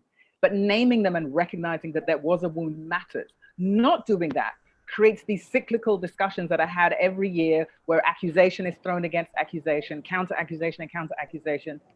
People laugh at each other, call each other terrible names, African booty scratcher, Akata, these terrible names that are incredibly hurtful. But the fundamental wound is part of a system of brutality from an enslavement was designed to maintain, was to create the separation. And then the emotional economy maintains that separation. The work of emotional justice is to recognize and name that and say, okay, now we have to reckon with what it has created. And that's why we call it an intimate reckoning, because so much of it is about who we are as global Black people and how we are as global Black people. Not that we love or don't love each other, but how we love each other is shaped by the white supremacy of the regions in which we live. And can I just add one final thing? What Esther has just laid out in terms of this emotional economy, it happens in our relationship, right? As a Ghanaian woman, as an African American woman, and we have to work through that. There are, and not necessarily in a very negative way, but even as she's sketching that out in terms of what happens to Africans and African Americans, that plays out sometimes in our relationship, in a work relationship, which will be part 2 of this presentation. But part of our work in the State and Stolen is also the part of providing a model for Africans and African Americans, or Black Brits, or people in the Caribbean, to think about how to work across these divides that have been created, that have been created and constructed to keep us divided. Absolutely. Thank you so much, Esther and Kim. I feel with many thoughts and many things to process, and I really think that the audience is in the same path. We will move towards the first panel, but once again, we're really grateful for your talk, and we look forward to another conversation at the end of this panel, as well as tomorrow. Thank you, everyone. Thank you, everyone. Thank you so much. It was such a pleasure. Thank you. Yes. Thank you, Kim. Thank you, Esther. Bye. Bye. Perfect. Now we will move to the first panel, in which I will be introducing the speakers. The panel is titled Digital Stories of African-Based Digital Humanities Scholarship. Our first presenter will be, and excuse me if I don't pronounce on the right way, Kabina Opoku Agaimang from University of Ghana, with a presentation titled Teaching and Doing Digital Humanities in Ghana. And our second presenter will be Ama Bema Adwetewa Badu from Cornell University, and her presentation is titled Narrating the Global Poetics Project. Our third presenter will be Kola Tubosun Horuba Names from Nigeria, and his presentation will be Indigenous Language and Digital Technologies.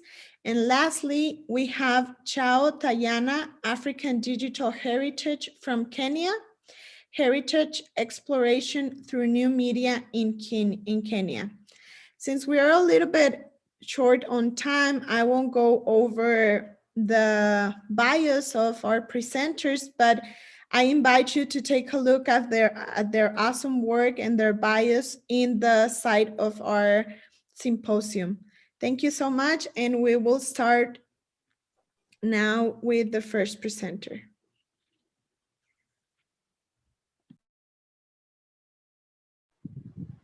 Okay, thank you very much. Good morning, good afternoon, good evening, depending on where you are. And thank you, James, for the invitation, and thanks to all the organizers and sponsors. I'd like to share my screen and then do a quick presentation because of time. So I hope you can all see.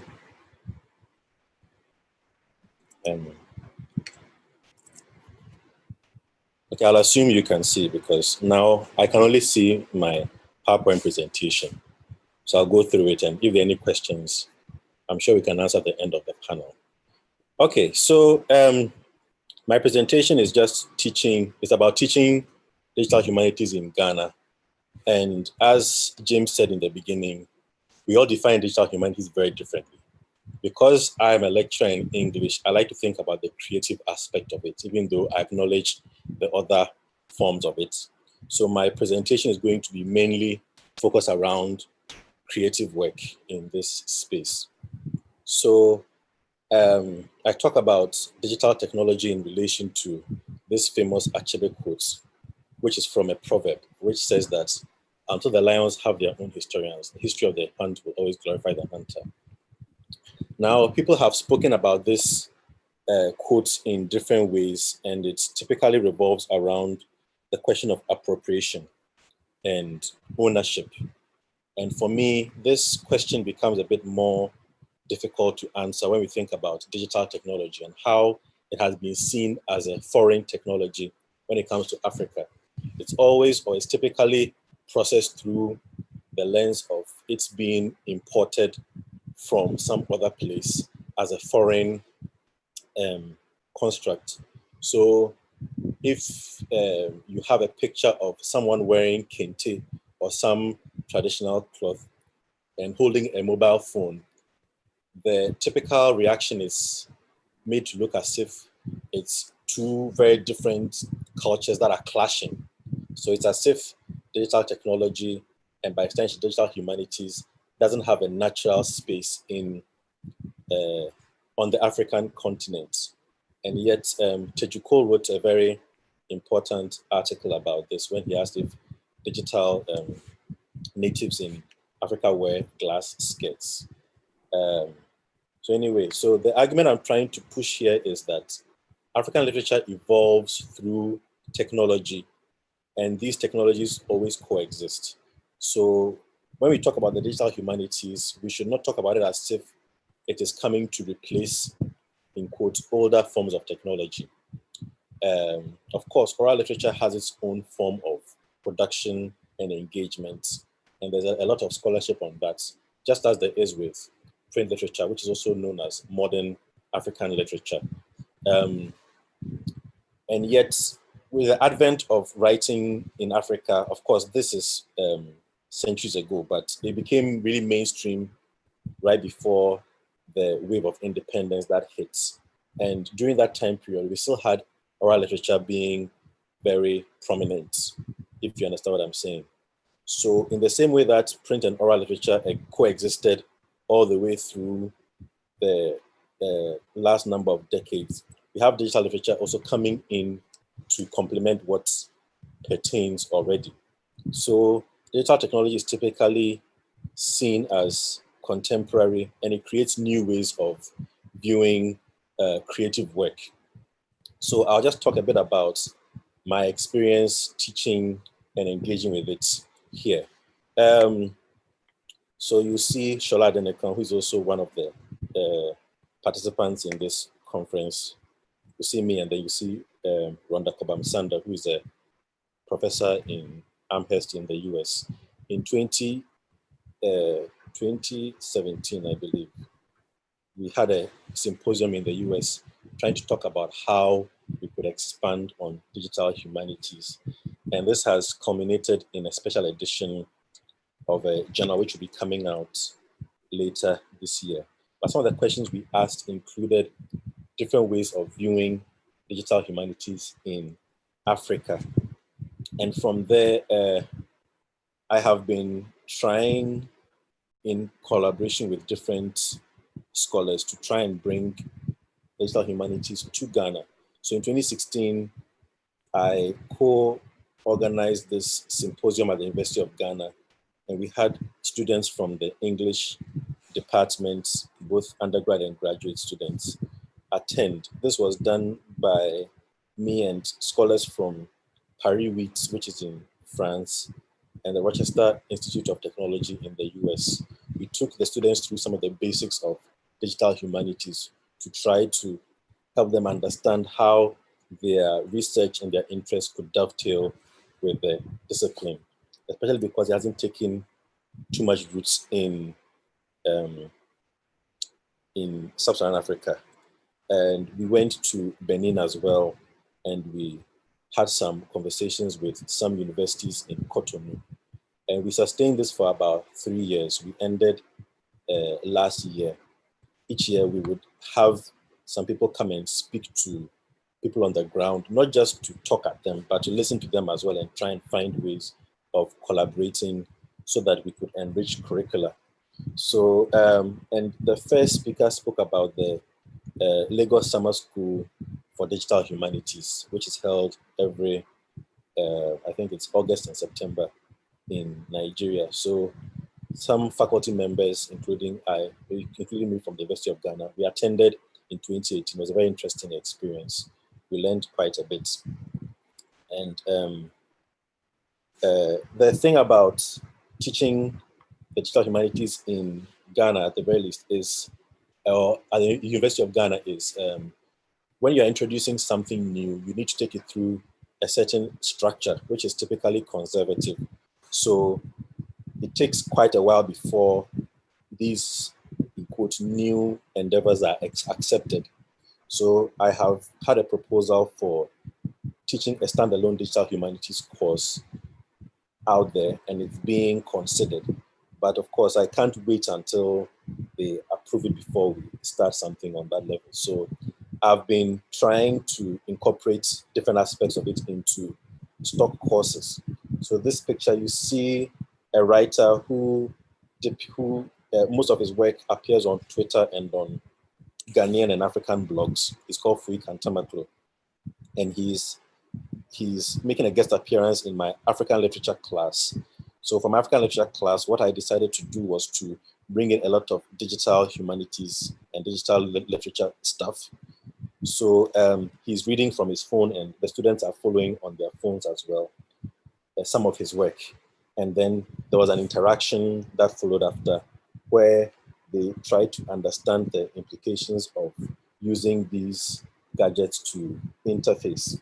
And the interesting thing about Fui's work is he also writes in Pidgin English. which typically has not been seen as, for lack of a better word, a respectable mode of communication. So with people like him and taking these kinds of creative risks, it really helps us to understand that these kinds of new media allow for certain risks that appeal to these types of audiences. And again, the beauty of publishing work online means that there are very few barriers to get into audiences. You know, as Chola Adenekon famously said in his seminal article about the transnational nature of African literature, we don't always have to go to the old Heinemann and all these well-known publishing houses in order to publish our work now. Anyone can put anything on a blog and it gets out there. Twitter is even easier once you have a following, and that's what Free Kantamaklo does. So I'll spend a bit of time talking about some of the things I teach in my classes, and then I'll talk about some of the new directions that are like potential new directions. So one of the things I like to teach is this text, which is called My Book of GH Quotes. And it's a collection of Facebook quotes that were put together by different Ghanaian users in late 2013. And these quotes were mainly fake quotes attributed to real people, or real quotes attributed to to fictional people, not really fake people. And the main aim of this was simply humor, to make people laugh. But there were political undertones, and there were also ways of understanding the kinds of information that captures attention among that urban digital demographic in Ghana.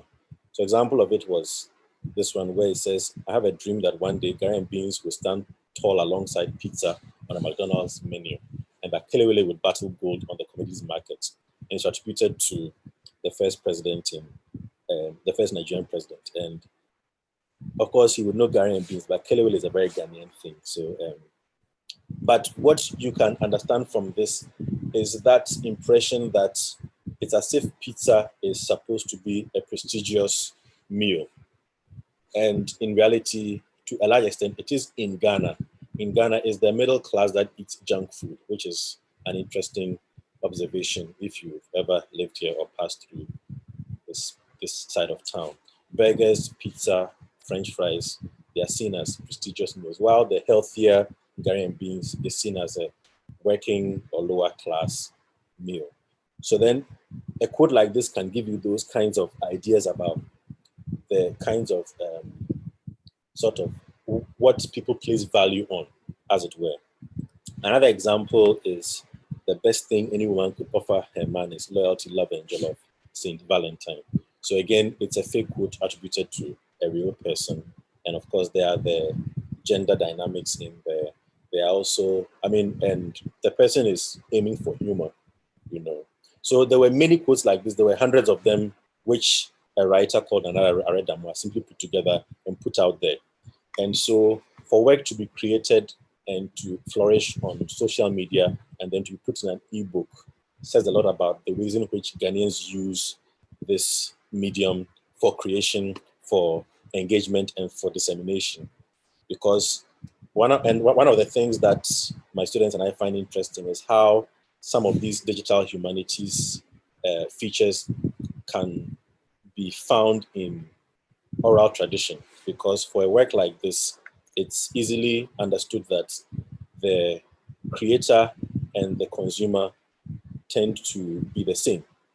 Because if you have 100 and something quotes, then you have 100 and something authors, you know, and they are reading and they are writing at the same time, which is similar to how oral tradition works. Another type I like to teach, which is more common, is just blogging and writing online. Here, there's a website called Flash Fishing Ghana, which started in 2013. It took a 2-year break in 2018 and came back just about 2 months ago.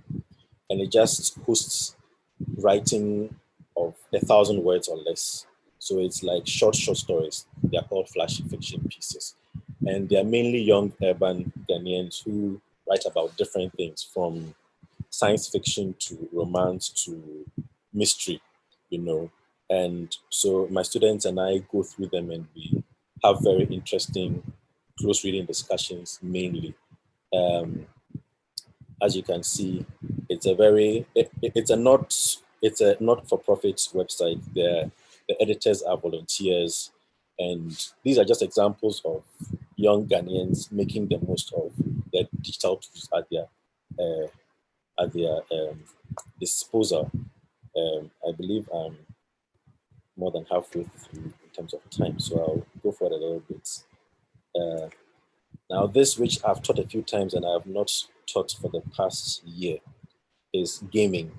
The Ghanaian gaming industry is up and coming. There are ways of making it better, but some of the developers face a few challenges, which you can write a whole book about. But two of the games I have used in class before are the Anansi, the Origin, and Oware. And again, we talk about them in relation to oral tradition because both games are inspired by oral tradition.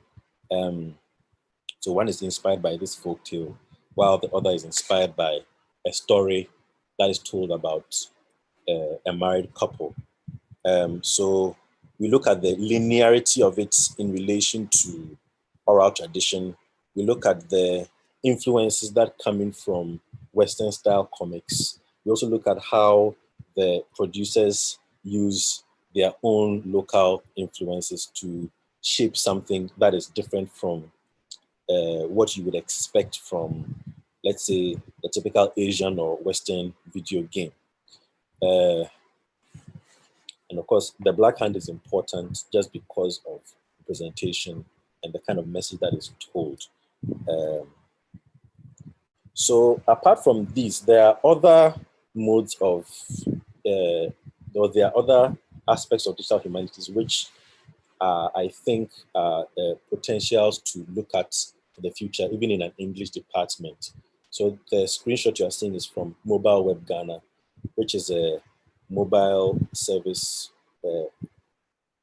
They deal with problems using mobile services. So one of the things they're doing is trying to map out areas in Ghana or in Accra, which have a lot of rubbish and filth. So it's a color-coded map, which is supposed to shame people into doing the right thing. So they started it and it caught a bit of attention, but I think they have looked at other projects, they might go back to it. But the point there is to show different areas of Accra which have offensive sights and smells, just so that people would feel the push to start cleaning up after themselves. The other project which I think is exciting is Jennifer Hart's Ghana on the Go. She does this Wala digital history thing where she's mapping out different parts of Accra in terms of transportation. She has, one of the highlights of this has been a book that she wrote called Ghana on the Go, and I recommend it for you if you haven't seen it yet. But again, she's using digital technology to try and help us understand transportation, both historically and contemporarily. And you can see two of the usual suspects in this picture with me, James Yeku and Sholade Adenekom. They were supposed to be in Ghana for this academic year, but for COVID-19. They were both supposed to come on this Codesria scholarship, which would have really helped us to take that next step because they are very well versed in this area, and they were supposed to come and lead workshops and work with me on this grant to get funding to do a lot of digital humanities type things. So this picture is just to remind them that they need to come here after COVID goes, or if COVID goes. The way things are going, we are not very sure. But once it goes, they said we're supposed to come and then we'll do some projects. But there are other directions which for me are interesting because of my literature background. And they include web created literature for me. I think that is important because if you ask what's major digital literature or digital humanities project exists in Ghana in terms of like creative work, you'll struggle to find a single one, mainly because we need to have those kinds of interactions that I was having with the people from Paris Wheat and Rochester Institute of Technology, and with people like James and Shola. We need to have more of like some of these apps or works that do not or cannot function in any media outside of the digital. And we also need to think about how the digital modifies typical oral and print genres. The other medium which I think would be interesting would be interactive fiction, mainly because of the oral literature aspects of that. Yeah, and for me, that will help us to define African electronic literature in ways that speak to the lived realities of people who are here. Thank you for your time, and I'll await questions during the question and answer session. Thank you.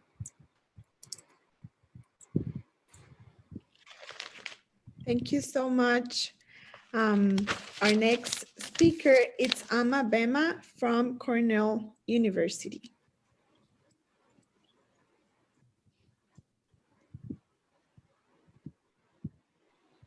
Hello, hi everyone. Can you see my screen?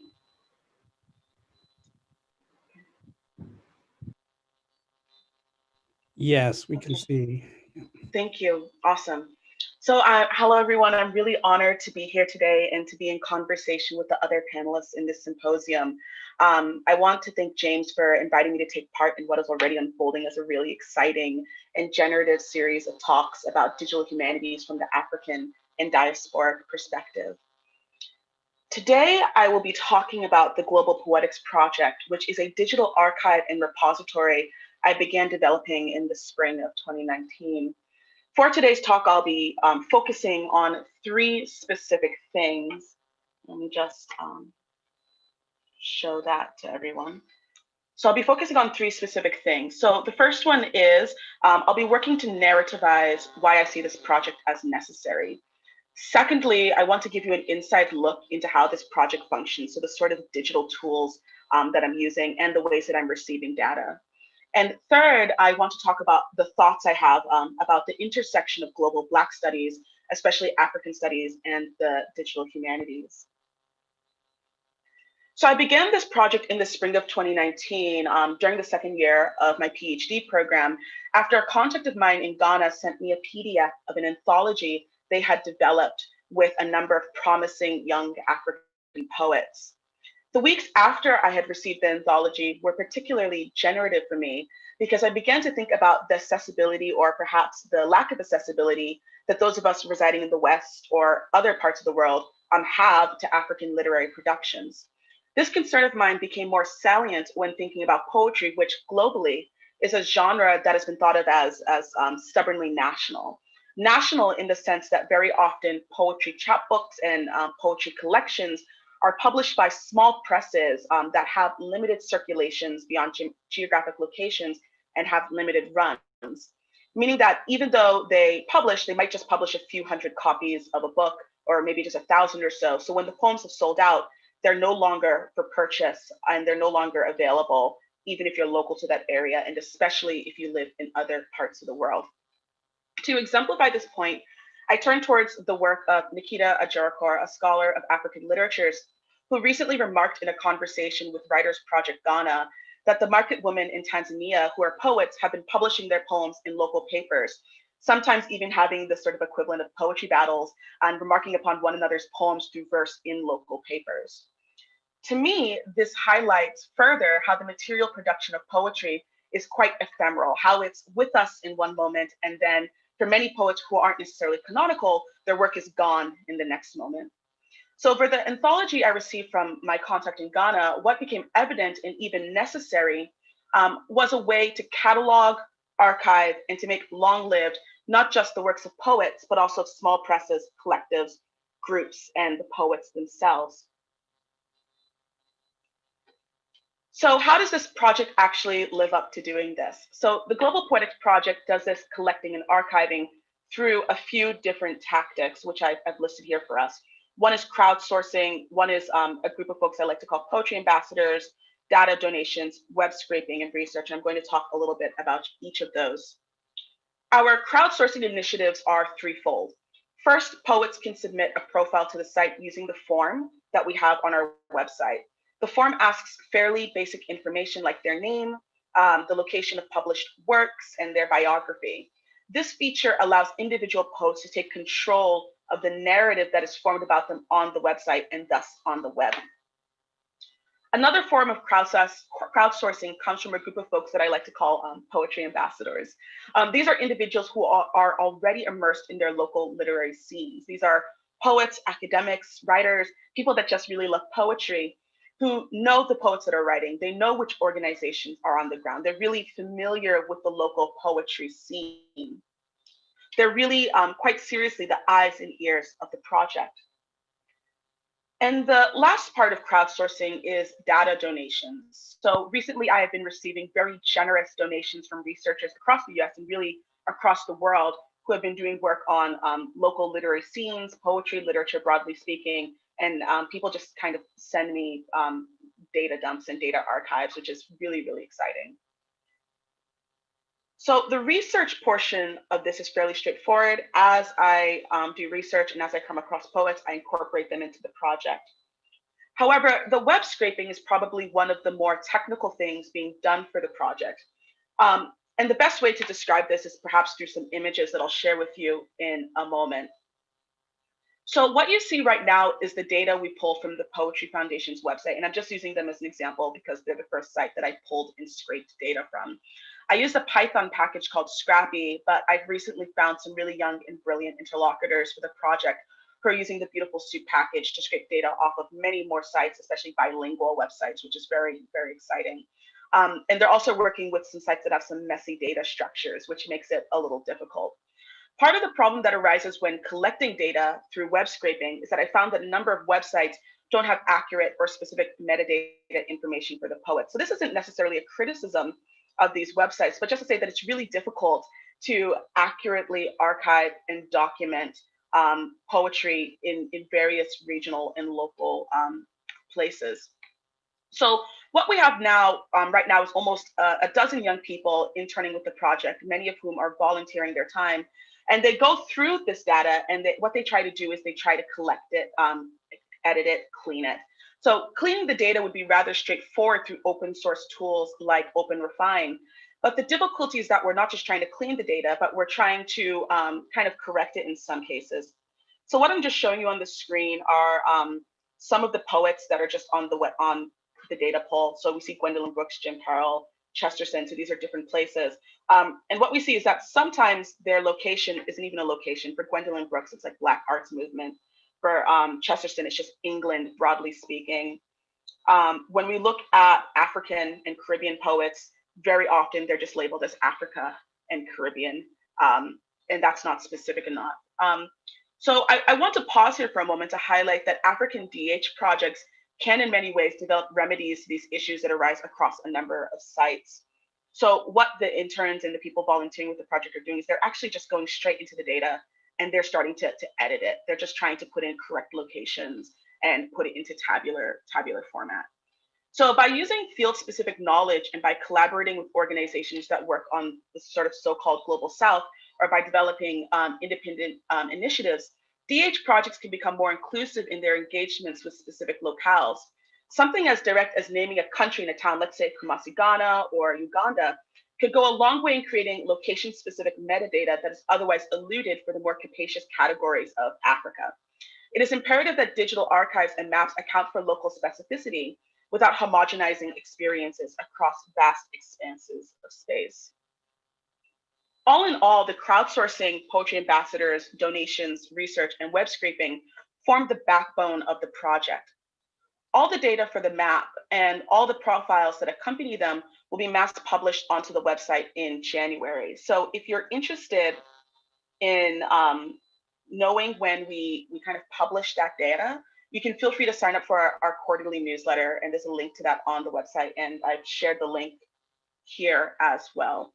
After the information is published on the website, I will personally be uploading all the data, the scraping codes, etc., onto GitHub for public use. But to backtrack a little bit, this data goes onto a map, and I'll briefly share what that process is like. Great. So what you're seeing right now are the sort of tools that we use to build the website. So we use Carta, which is a mapping tool. It's open source online. We use SQL standard query language, and I'll show a little bit of what that looks like, and I'll explain why we use that. And the website is built on WordPress.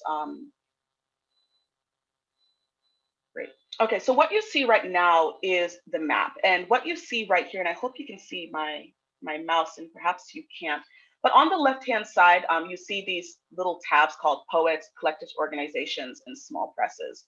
So what each of those are is that they are individual tables on the website that actually form the map. I'm just going to zoom in here so you can see it.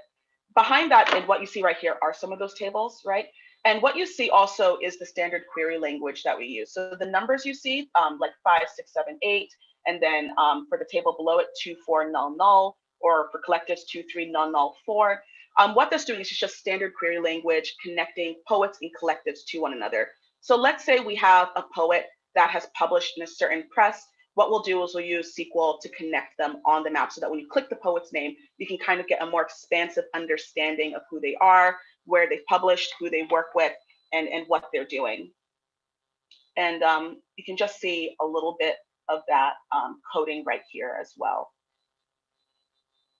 And what happens is that kind of populates our map, and this is an old rendering of the map. But what I just wanted to show you is this little box here that says Logan February. And the SQL I was talking about does this so that when you click Logan's name, it brings you to a profile of his that we've created on the website. And it also tells you the collectives, organizations, his roles, what he does. And you can kind of scroll through those sort of boxes. So I hope that the ways in which this project fits within the themes of this 2-day symposium are clear.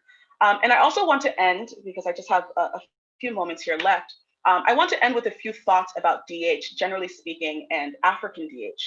There is value in seeing the digital, the internet, and the web as socially constructed, meaning that there's no neutral value inherent within it, meaning that it takes up the biases and social constructs that we have in our physical world. Many individuals, especially like the students that I've had in my classes, maybe they started coding in elementary school, but they most likely understand how to navigate the digital world with ease. Now we have an entire generation of people that are actively engaging with constructs built on the web. So for example, to talk a little bit about pedagogy, in my poetry class last spring, I had my students look up poets of their choosing who are not from the Western world. These students who are highly capable and are really experts at using the web could find very little information on some poets. And if they did find information, it was limited and with short biographical information.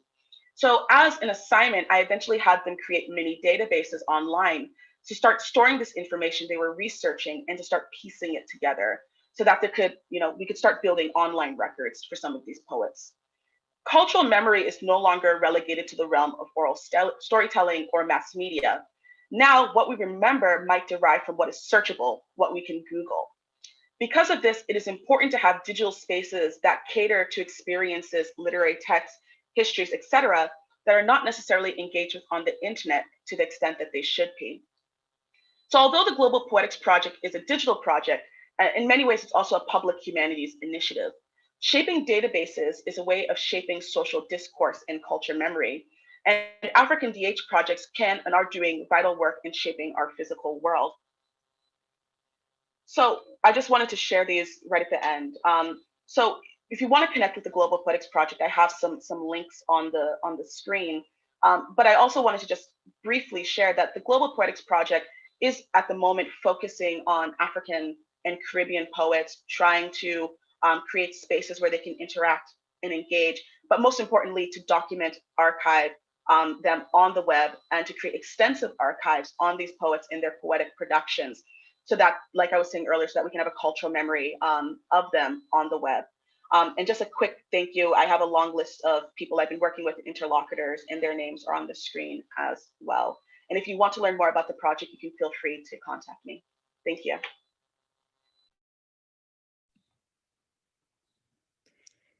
Thank you, Armah. Such a great presentation. We're now, our next panelist is Kana. And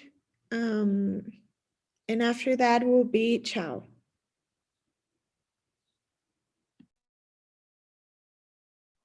Is it me? Yes, give me 1 second. I'm trying to highlight you on the screen here, and I'm having a little bit of trouble with my Zoom connection. Just give me a second. Yeah.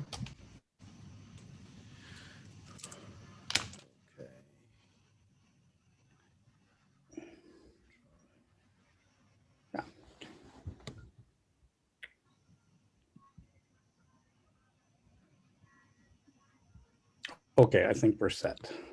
Give me a second. Thank you, everyone. It's lovely to be here. I've listened to everything that's been said since morning. I've learned a lot from every one of you. Let me share my screen and then we can start from there.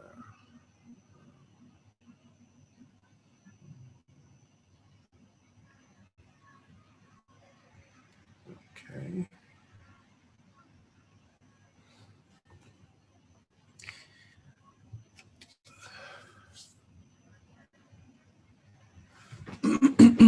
All right. My name is Kola Tubosu. I am a writer and linguist. I'm based in Lagos, Nigeria. I work in linguistics and language technology, which is the dimension I'm going to be talking about today. It's a very short presentation. I don't want to take all your time. But my work has always been the intersection of language and technology and the possibilities that exist in bringing African languages into comfort with technology and in making technology comfortable with being able to express African languages and African ideas. So that's the dimension of my work. African languages are endangered. As many of you might know, we have about 2,000 languages on the continent. Some of them are endangered, some are threatened, and some already extinct. Many of the languages, many of the problems that affect African languages include, people not speaking the language to their children, the effect of globalization and English. But technology has come to present a different type of problem, which is the preponderance of English and other global languages online, and the absence of African languages online. And what I found in the years of my work, over 10 years now, is that the problem is not just the fact that companies are not paying attention into giving African languages space. It is that African language users themselves have sometimes relaxed to the idea that, well, technology is just there. It's supposed to be English and we should just take it like that. And much of what I've done over the last couple of years is to show through projects and ideas in technology, language technology especially, that we can make a dent, and that technology is just a platform, and it's not limited to one particular language, and we can use what we can with the tools we have to be able to make African languages survive on the internet. And by doing so, we actually end up invigorating and stimulating the language, revitalizing the languages as well, especially because that's where young people spend much of their time these days. So if you can make the internet comfortable with African languages, then you can also then use it as a way of revitalizing language and letting young people use it and then transmit it to the next generation. Of course, there's the issue of inclusion, which has to do with older people as well, many of whom don't speak English at all, or any of these foreign languages, who have been excluded from the internet and the possibilities that exist there because they don't speak the language that the internet is mostly in. So my work is to making sure that we have ideas that can make the internet comfortable and amenable to the language competence, so that we can also include more people online. So that's the dimension of my digital humanities. If a mentor of mine, Tunde Adibola, said, had man discovered digital and audio technology before writing, writing may not have been invented. It's something he said a few weeks ago when we were having a conversation, and something that I've been thinking about since then. The idea that writing is a different skill that we've had to learn and master because we had to find a way to communicate with each other over long distances and preserve information. But these days we have found audiobooks, new ways to preserve and document information. And you'll find that many of the things we used to take for granted that has to only be in written form, novels, plays, etc., are now coming to audio technology.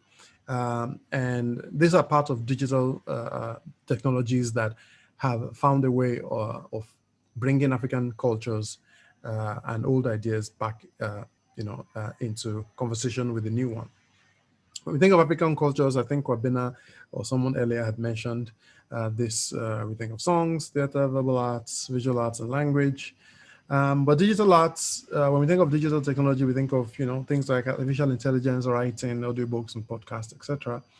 And we think of them as being totally different from each other, whereas they're actually ways in which both of them can work together in a way that balances what we usually know as so-called African culture, the idea of chanting and memory, passing down information from one generation to another, to these modern times where technology has enabled us and given us the power to be able to do stuff in a different way.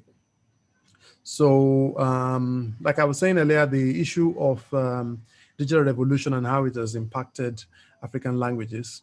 One of the things I found is that people's negative attitude has been part of the problem. We always assume that technologies have to just be English, and startup people in Nigeria and other West African countries, at least at the time I was starting, it would frown when you ask them, why doesn't the language technology exists in African languages? They're surprised that you're asking why Microsoft Word can't write in Yoruba, or why it underlines words in Igbo or Hausa with a red line. They think, well, if companies are not doing anything about it, what's your own? Just take it as it is. So many of these are things that motivated me at the beginning to be able to do the work I do. In 2017, and I'll get back to this in a bit, we released, I was looking at Siri, which is the human voice, artificial voice on our iPads and iPhones. And I realized that it exists in many of these languages, in Norwegian, Malay, Portuguese, Russian, English, and English in different forms, English, Kannada, English, India, etc. But English, Siri didn't exist in any African language that I knew, at least not any Nigerian language. And I was looking around and I found that Swedish was just 10 million speakers, Danish had 5.6, Norwegian had 5.2, etc. All of those languages in the Nordic Circle have about 23.8 million speakers, and Siri exists in each of them. Whereas Yoruba has about 30 million speakers and there was no Siri or any such thing. So, so this motivated the idea that there has to be a way to improve and to include African language in this conversation. This is another chart about the content of the internet. English has about 55.7%, and of course speakers about 565 million people. Looks commensurate, right? But then you look at Chinese, that has about 509 million speakers, has only 3.3% content on the internet. Look at Spanish, look at Japanese, and etc., etc. And in this, there's no African language here either. As with most things, we come up sometimes like afterthoughts in the way the internet and the web universe is organized. Look at this. Even the last line that says other, which I assume includes all the languages of the world, is still not long enough to compete with a language like Russian. So much of the work I've been doing, that I've been hinting at over time, I'm going to just run through some of them.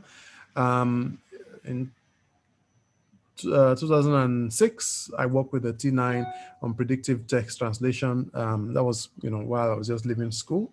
In 2011, we started a campaign to pressure Twitter to allow Yoruba to be used online as one of the languages into which the platform was being translated. It was being translated into different world languages. That is, you can use the platform itself, not the content of what you see, which is done by automatic translation, but the platform itself, the login, the tweets, the reply, etc., should have options in African languages.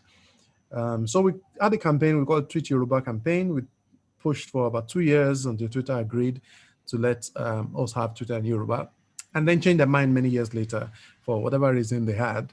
And then in 2015, we founded the Yoruba Names Project, which I lead, which is a dictionary of Yoruba names, a multimedia dictionary with audio sound, which I'm going to talk about later, but with all the names born by Yoruba people. It's the intention, the ambition of the project. It has spelling, it has the pronunciation, it has the meaning, it has the where the names are born in Nigeria, and has stories about the name and all of that. The idea is that, if you don't have if you don't assert yourself on a platform, then it's not anyone's fault that you're not found when they're looking for stuff. I've always believed that the internet is just there, it's just a big place, just like the world is, and anything we put there is what it reflects. It's like garbage in and garbage out. In 2017, we released ttsyoruba.com, which is when the dictionary was when we started to work on a dictionary, it was just a dictionary that you could just find all the information in. We didn't have an audio element, but we always wanted to have an audio element where when you click on the name, you can actually hear it pronounced. And to do that, we realized having to have somebody record all the names one by one, because we want to document all the names in Yoruba, would have taken too long and too much of money and time. So we created a text-to-speech application, which we call Text Yoruba, where when you click on the name now, the sound is automatically generated. And this was done by text-to-speech, which didn't exist before then, and hasn't been done by any other organization since then. We're hoping, the intention, these are open source projects, that other language communities and people who work in technology around the country take on these ideas and create similar stuff for themselves as well. One thing I realized, while I worked at Google for a few years from 2015, was that the translation engine we see when we try to translate from one African language to another is not manned by any human being. It's a work of statistics and neural networks, which means that the machine finds content online and uses that and what it can find as translations of it to be able to create an engine that people can use. So when most people tag me and ask me, why is Google Translate giving us this terrible translation for Yoruba, Igbo, or Hausa? Because they assume as a linguist at Google I must know. I tell them, if you use your language online all the time, in many ways in which the internet exists, then you help the machines and those tools that already exist to be able to improve itself. So one of the things I think about is translation, and how just putting enough content in your own language online would help create a corpus that machine learning tools can use. So when we think of the Tweet Yoruba and all this, encouraging people to use the language on the internet and asking these platforms to make these things happen, what we're saying is that we're looking for more ways to encourage more people to use the language, along with other reasons I mentioned earlier, so that when more content exists there are more benefits that also can accrue towards the end. So these are crowdsourced projects as well, almost like Armah the one she referenced. And we're also trying to build a dictionary of Yoruba language, which doesn't exist online in any multimedia form, and a crowdsourced form where people from all over the world can add new words to it, and then also find meanings and hear the pronunciations whenever they want to. So these are many of the spaces in which I do my work as a linguist and as someone interested in technology. The Nigerian English Google Assistant voice is one of the things I worked on while I was at the company. And these are also, this is also complementary dimensions of giving Africans the tools to be able to use technology to reflect their own culture and their own existence. Like I've talked about this earlier, but there are a couple of other issues that remain. Like I write here, with Yoruba specifically, look at Ifa, which is a corpus of Yoruba spirituality. It's a body of knowledge that has been passed down over years from one somebody's brain to another one over generations. But we have a digital medium now, and there's no reason why we have to still keep using it as a human-only religion, where you have to go meet someone and consult.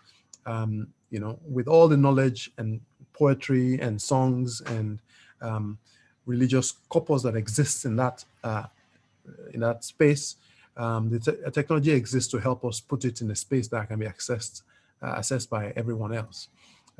I've talked about text-to-speech, which we did for the dictionary. It's a word-level text-to-speech, which means you can only pronounce words and individual words. If you use it for sentences, it's probably going to be slow. But there are many ways in which we could create new work, like text-to-speech for sentences in Yoruba and Igbo and Hausa, automatic speech recognition, where people can operate their phones without having to touch it with their own language. There are people who are disabled, who can't see, and they have accessibility options that Google and Microsoft and all these people allow, but they assume that they can't even speak English. Then many of them are left behind. So there are many, dimensions in which digital humanities, digital technologies have been available to help. My aim and hope is to be able to use them in our own languages as well. As you can see, in the pandemic time, you don't want to touch everything you find around you, but there are many people forced to do that because there are no voice technologies that exist in the languages they speak other than English. People say, well, why don't everybody speak English? I mean, everybody already speaks English.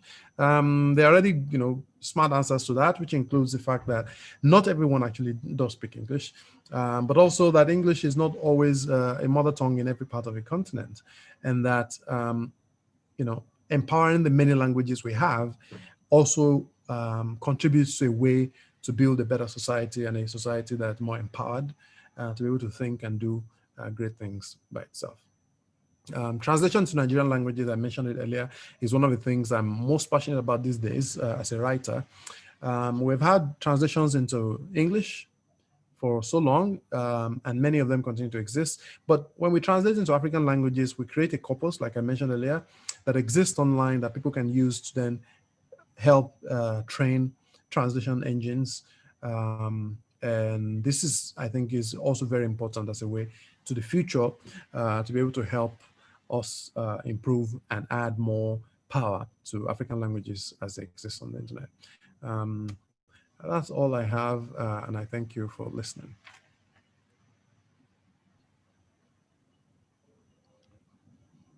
Thank you so much, Kola. It's such a great presentation, particularly with this movement of multilingualism in digital humanities. Now we will, our last presenter, it's our digital humanist, Chao Tayana, from African Digital Heritage in Kenya. Her presentation is titled Heritage Exploration Through New Media in Kenya. After her talk, we will move towards the Q&A. Hello, everyone. Good morning, good afternoon, good evening from wherever you are.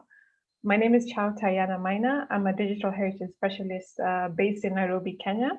I'm the founder of African Digital Heritage, co-founder of the Museum of British Colonialism, and co-founder of the Open Restitution Project. Now, today I'll be talking about exploring different aspects of Kenyan heritage through new media. And I invite you to join me in probably what I would call a storytelling session. So wherever you are, smile and stretch a little bit as we begin the session. I never considered myself a digital humanist. In fact, when I was starting my work, I never even knew that field like digital humanities existed. And how did I begin? We begin in 2012, and in a very curious and fortunate case of life, I am a computer science student studying in a town called Voi, a relatively remote town towards the coast of Kenya. I'm a computer science student who likes history. With a lot of time on my hands, I decided to start a history blog, a WordPress blog. That was as far as my technical skills could carry me. And what this blog did, I envisioned this blog as a space to curate Kenya's history and culture. What I would do is that I would go to the National Archives when I came to Nairobi, take a few photos, put a story together, and just basically share bits and pieces of history that I stumbled upon. And while I was doing it for myself, I never anticipated the impact that this would have. The platform in itself, the blog grew, and the audience became very wide, mostly Kenyan people here and in the diaspora. But the reception to it was what struck me particularly.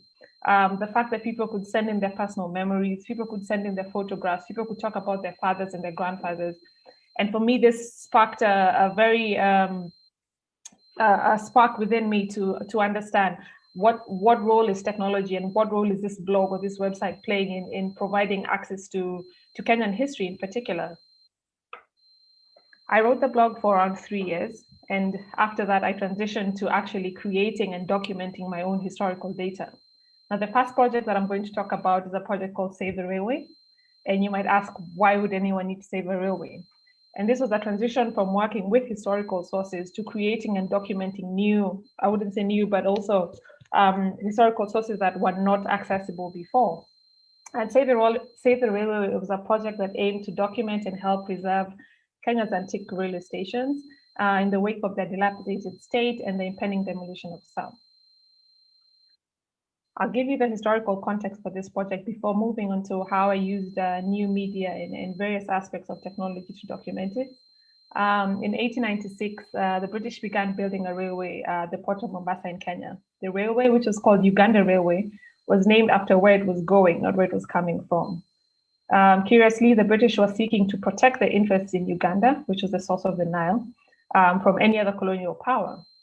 And they decided to build a railway from Mombasa to Kisumu, the border of Uganda. Now, the railway was a massive undertaking at the time. It cost £5 million, 660 miles, 32,000 workers imported or brought into Kenya from India, and with the construction reaching the shores of Lake Victoria in 1901. What's interesting about the railway in Kenya is that it formed the backbone of the urbanization of the country. If you look at most of the towns in Kenya and where they're located along the railway line. So this was a very important and a very significant part of the urbanization of the country. But what's even more interesting is how the narrative of the railway is told today. It's still seen as a very romantic endeavor. There were man-eating lions at some point, but they were conquered, and just basically the European adventure across taming the African wild. In the 1990s, the railway began to decline. And by 2000, 2010, most of the railway stations in the country were abandoned and not functioning. And this was the first railway station that I came across in a town called Voi, where I lived. And I remember being very struck by this building, but also being very confused as to what was happening. And the project, the railway project, sought to do two things. It was a journey to document the railway in Kenya, but there were four main strands of the project. The first one was to create a visual archive, to photograph the stations, map their locations, to capture the intangible history and the African perspective on the railway, which were non-existent in books or popular media, to crowdsource memory and to start conversations and dialogues about what the railway meant, what people gained, what they lost, what they had, what they didn't have, and to host and curate an exhibition, physical or digital. Now, this was a volunteer project, and I was doing it in my spare time. If you look at this map, this is a map of the East African Railway Network.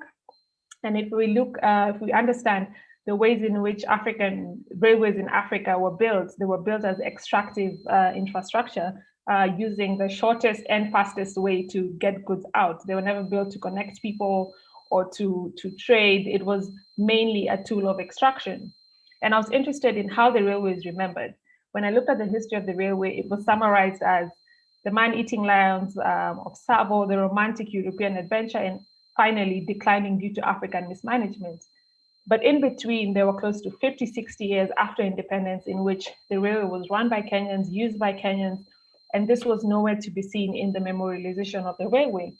In 2012, 2013, the Kenya government announced that they had contracted the Chinese government to build a new railway across the country. And this in itself was a crossroads. I'll begin by the work, which was the first part of the project was to create a visual archive. And I went around the country taking photos of railway stations in different parts. Now you can see some of the railway stations had already started to be demolished. You can see the debris surrounding them. The second part of the project was to document intangible histories associated with the project, to speak to people, to understand their experience and what the railway meant to them. The third part of the project was to crowdsource memory. And I would take information that was shared with me either in person or on social media and create some kind of a memory wall in which we could look beyond traditional sources such as archives and books and tap into the personal memories, which allow us to not just understand historical events, but to feel them, to see them, and to hear them. The fourth phase of the project was disseminating and presenting this work. And I'll speak about the challenges at the end, but this work was exhibited here in Nairobi and is still online at the moment. So those are my two forms of dissemination. And I'll move to the second project. The second project that I embarked on after doing the railway project is a very ambitious project, a small team, a small project with a big name. And this is the Museum of British Colonialism. Now, the museum is a joint Kenyan-UK volunteer initiative founded to creatively communicate a more truthful account of British colonialism. And you might wonder why. The museum is a digital museum. We were working with limited resources across 2 continents with lack of access to records and funds or infrastructure. And this photo here is me sitting in London at a friend of the apartment of a friend of mine. And I'm looking at the book Britain's Gulag by the American author Caroline Elkins. And in it, I see lists of towns in Kenya that say, these were detention camps. And I ask myself, I have been through the Kenyan education system, the public education system, and not once have I heard about the presence of detention camps in Kenya. And it was striking for me and almost a betrayal to have to encounter this information in London in a book that I probably would not have accessed anywhere else because I simply didn't have the capacity to even buy this book. And the project that I'm going to be talking about, the second project, is the mapping and visualization of detention camps in colonial Kenya. Just a brief historical context. In October 1952, the British colonial administration in Kenya declared a state of emergency. This was in response to the Mau Mau movement, which was an armed rebellion calling for the return of land back to the people of Kenya and the native people whose land had been taken away by British settlers. In response to this, the British state constructed a large-scale network of camps, more than 100 camps and forced villages, in which tens of thousands of Kenyans were detained, hundreds raped, tortured, and many people passing away within the camps. At the height of the state of emergency, which lasted for 8 years, it's estimated that 160,000 people were 70,000 people were in the camps, but within the whole period of emergency, we're looking at 160,000 people. Now, what makes this information accessible? You might be wondering, how did I not know about it? And this is a culmination of several factors. The first is that on independence, the British government migrated and destroyed several archives belonging to the country in what was known as Operation Legacy, which was actually across the entire British Empire. The second is that Mau Mau was criminalized in Kenya until 2003, and this made it very hard for people to talk about it, to form associations, and basically talk about pass on the oral history associated with this period. And the third is that the structures of detention were either destroyed or repurposed. And by this, I mean the detention camps themselves were either structures were brought down, and many were turned into schools and prisons. So essentially, the memory of these camps and the presence of these camps on the land was erased. Now, this is a visualization of a map. And in this map, you will see little dots scattered across the country. And each of these dots is a representation of a camp. And from the table that I saw in Caroline Elkins' Britain's Gulag, I thought to myself, what is the best way to communicate the presence of camps in Kenya? And we created this map to be able to say, this is visual imagery about the presence of camps in Kenya. Did you know about these camps? Have you come across any of them? But most importantly, when you see these points laid out on a map, then you begin to understand the scale. you begin to understand the spread. We're not just talking about one camp or two camps in an obscure part of Kenya, we're talking about several camps all around the country. And what we began to do is look deeply into the history of these camps and ask ourselves, how do we communicate this history? I'm coming from the position of a digital heritage practitioner, but I'm also coming from the position of a member of the public who did not know about this information. So for me and for us and the rest of the team, it's a learning process. We're not approaching this as experts, but we're approaching it as people who are discovering this for the first time. And a key element of that was to document the process itself, or what is usually termed as paradata, which is data on the process. And we began taking videos of ourselves visiting these sites. What did we find? Walking across these camps for the first time, because I believe that documenting the process is just as important as the output itself. Some of the sources that we've used for the historical visualization of these camps are archives, oral history, physical evidence, books, and academic literature. When I talk about historical visualization, I'm talking about the visualization of the camps themselves. And why do we need to visualize them?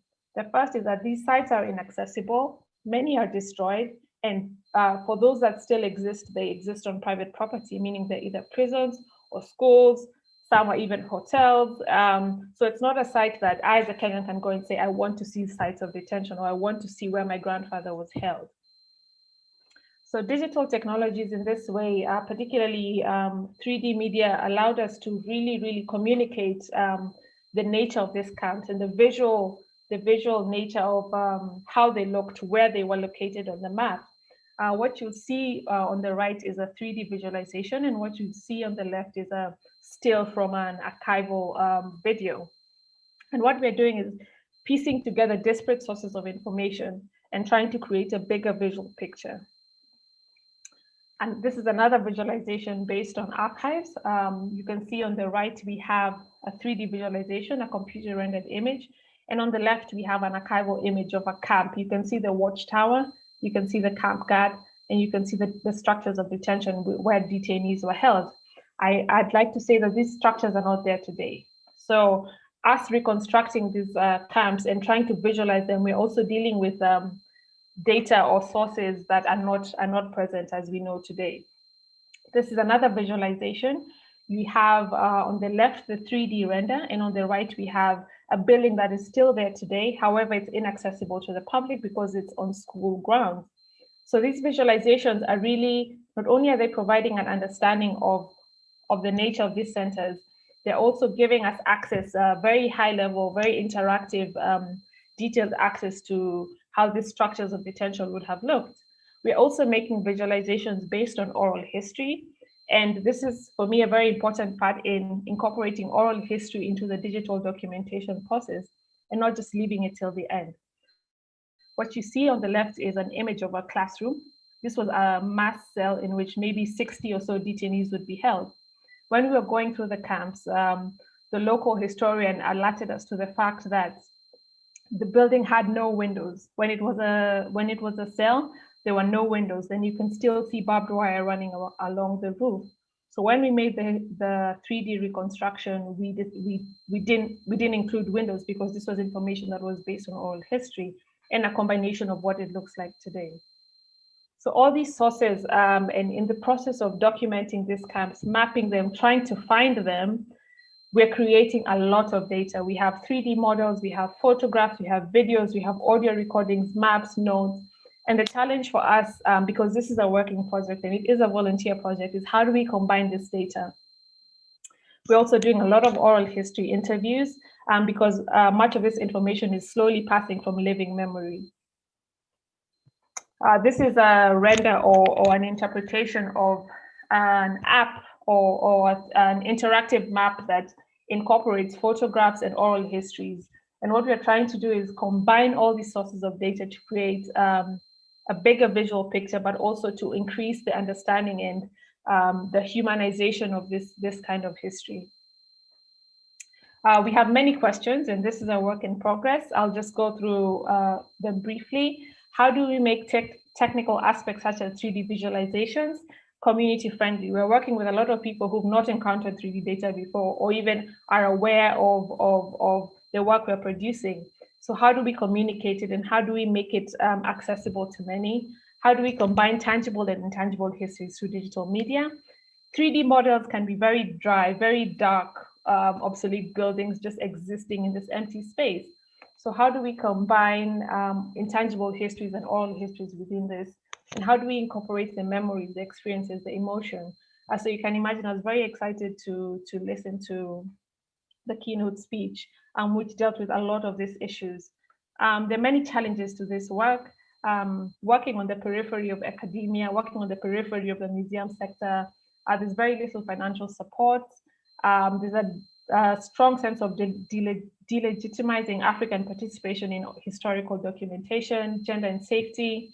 But some of the lessons that I've learned through this work is that it's a continuing process, and there really is no end to these stories. I think you build the foundation that someone else can pick up, but you yourself can never finish a story or a project to the end, especially when you're looking at historical sources or historical narratives that have been incomplete or have been erased. How are we looking at more concerted efforts to support this work within and outside academia? And how are we disseminating it to the public in various ways and in various platforms? A few reflections that we should, I feel that strongly through the impact of my work and what it's had here in Kenya, that digital work should be participatory and community oriented. How we legitimize indigenous knowledge systems through digital media, how we understand the impact of this work, which is engaging, it's restorative, it's holistic, and it contributes to a greater understanding of ourselves. I think that's the end. I realize we're short of time, so I'll end there, but I hope I've covered most of the things that you would like to know, and I'll include some links in the description box for anyone who'd like some more information. Thank you. Thank you, Chao. I'm really impressed about all your work. I also work with 2 years ago mapping the detention centers in the United States. And yes, it's an ongoing process that never ends, but I think that's the power of a lot of the digital humanities projects. Moving to some of the questions, we have one question for Kola. Please feel free to start sending us your questions through the Q&A chat. This question is for Kola, and it's from Adesola. Interesting project you have here, Kola. Your presentation is enlightening. Thank you for it. My question is, one, what is the future of your project in view of the fact that the influence and spread of the English language is not decreasing? And the second question, are you aware of any similar project going on anywhere else in Africa? Are there collaboration of any sort with other minds in other African countries? Thank you. It's a good question. When I was in the UK, I got someone who was from the Congo, I believe, and who I haven't heard of some of the things we were doing, wanted help in setting up some of the ideas he wanted to do in his own language community. And even in Nigeria, we've worked with people in Igbo. People have come from different other language communities and said, we want to use the tools you have. Like I said, it's an open source thing, so we're not hiding and keeping anything away. My aim is for us to put as much of our African language content on the internet as much as possible, and we have the tools to do it. And we hope to be able to continue to do that. The influence of English is really not my problem. I've thought about it and realized, there's nothing you can do about the fact that English exists around the world as a global means of communication. That is always going to be the case. I still speak English. But what I realized in my own space is that my fluency in English and ability to speak it has not prevented me from having to write test of English as a foreign language when I wanted to go for my grad school in the US, which has made me rethink how my own relationship with the language. And when I tried to start translating work into Yoruba, I realized that my competence in Yoruba had receded, even though it's a language I speak fluently as a first language as well as English. And many things I had to think about for longer than I thought I would, because of the time I've spent away from it, spending all my time living in my head in English. So much of my intention and hope is also that giving people the opportunity to speak and use the language helps, reset some parts of their own brain and their own relationship with their language, and just gives more people opportunities to speak. Bilingualism is a good thing. There's nothing wrong with it. Multilingualism is a good thing, and whether it's good or bad, anyway, Nigeria and many other African languages are already multilingual societies. And what is bad is insisting that we impose something to recede that multilingualism rather than find opportunities to encourage it to grow. Switzerland has about 3 languages and it succeeds, it works. Israel has about 2 or so. Many countries have done well with many languages that thrive. So my work is to say, what opportunities can technology bring to us? Let's make them available. People who will speak those languages will speak them if they have the opportunity to do so. If they don't want to speak them and the languages die, well, we know that has happened, but let it not be because we haven't given it enough opportunities, not because we haven't tried enough to make sure they thrive. Thank you so much, Kola. There is another question for you from Mary Emma Graham.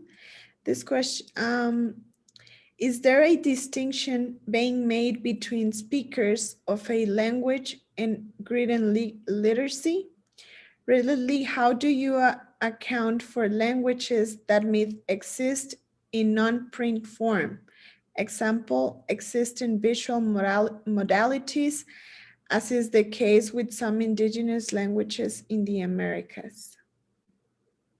I didn't hear the first part of the question, sorry. Yes, let me repeat it. Is there a distinction being made between speakers of a language and written legacy?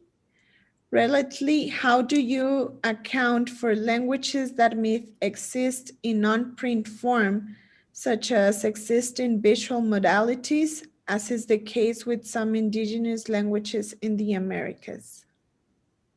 Okay, the thing about non-print languages is even with print languages that exist, languages that already have orthographies like Igbo and Yoruba, we still have particular issues we struggle with, including the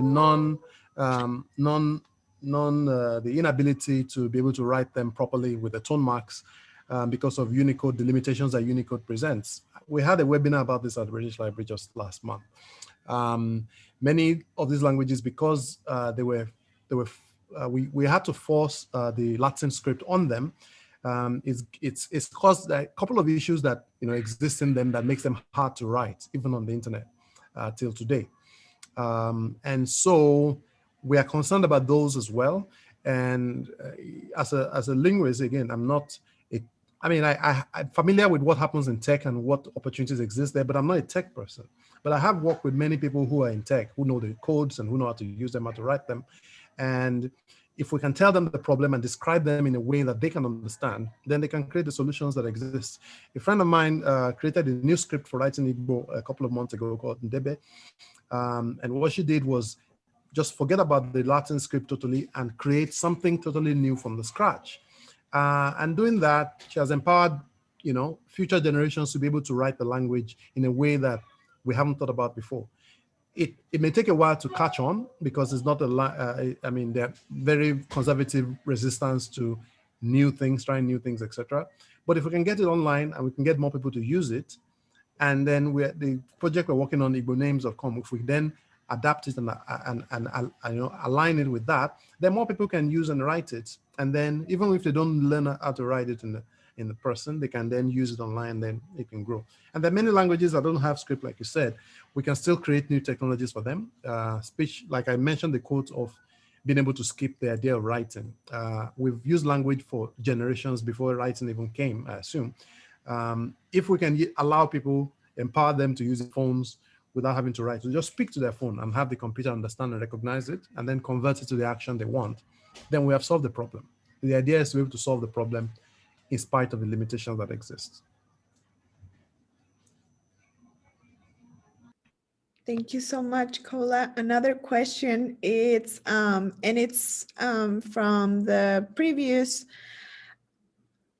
person, Ademola Adesola. Could you speak a little bit more about how your focus is on the Yoruba language, but you keep emphasizing African languages? Could you reconcile this seeming contradiction? Yes, to me, it's not a contradiction. I'm a Yoruba language speaker.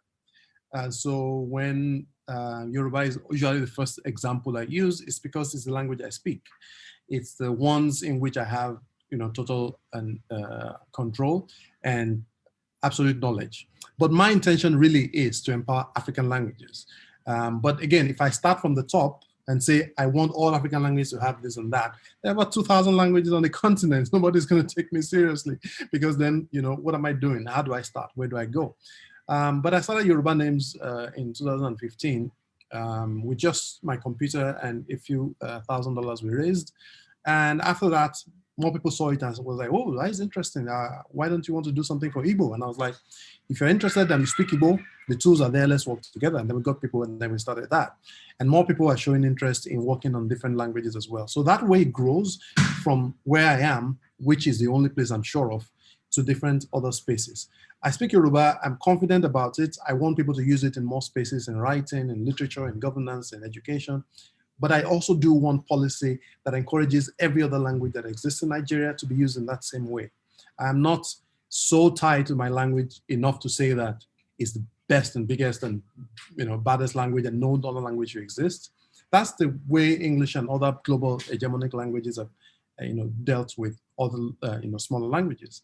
My intention is that while I'm proud and to empower and to grow the language I speak, I want the same opportunity for every other language that exists. I'm interested in Africa, where the multiplicity of the colors and the language and the thought process that we have can all thrive at the same time, instead of one beating up and beating down the other.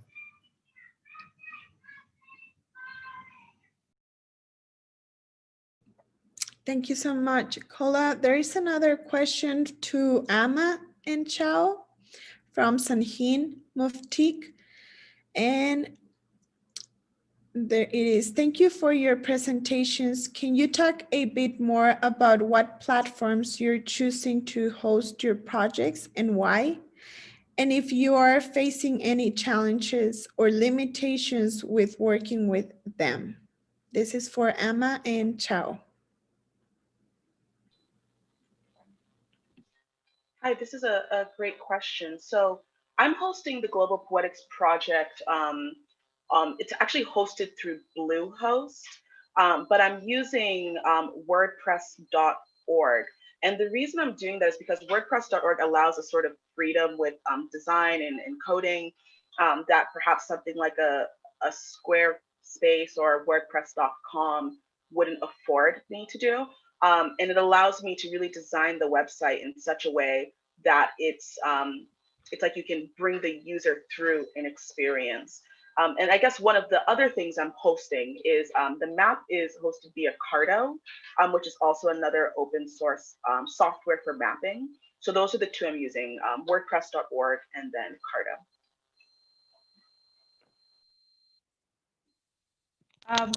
In my case, I'm also using WordPress.com, but I see the website as a central platform to sort of amalgamate all the data types that I'm working with.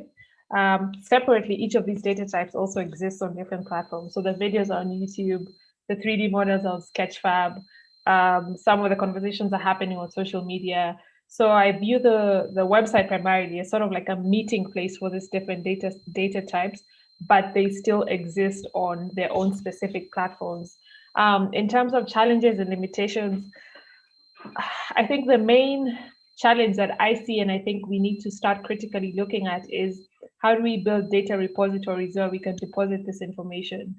Because realistically speaking, we're creating this content on Twitter, we are putting it on YouTube, but these are platforms that are dependent on corporate or private sector or the intention of these platforms is not to host African history particularly, or to create a space where people can engage with their histories. They are commercial platforms in one way or another. And I think if we start looking very deliberately at how we create systems where, whether it's in terms of universities or working with governments or cultural departments, for people to deposit digital repositories that we've created, that people are creating through, whether it's through crowdsourcing or through documentation or going out and taking photos, are we creating a system where this data can exist outside, independent of the people who created it? I think that needs to be the question for African, scholars and digital humanists moving forward, is, does this information exist beyond you or outside your account or your hosting package? Yeah.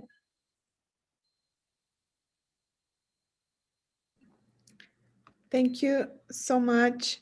It was a pleasure moderating this panel. There are many things to think about in the case of hosting the data, in the case of all this double work because of the dehumanization that has been happening for centuries. I really want to thank the panelists for presenting their projects, their amazing, amazing and powerful work. And we are run out of time. I wish we could be here for a longer time. Tomorrow we have our second panelist, and Brian and James will be closing this day. Thank you so much. Yep, I just want to echo Sylvia. We ran a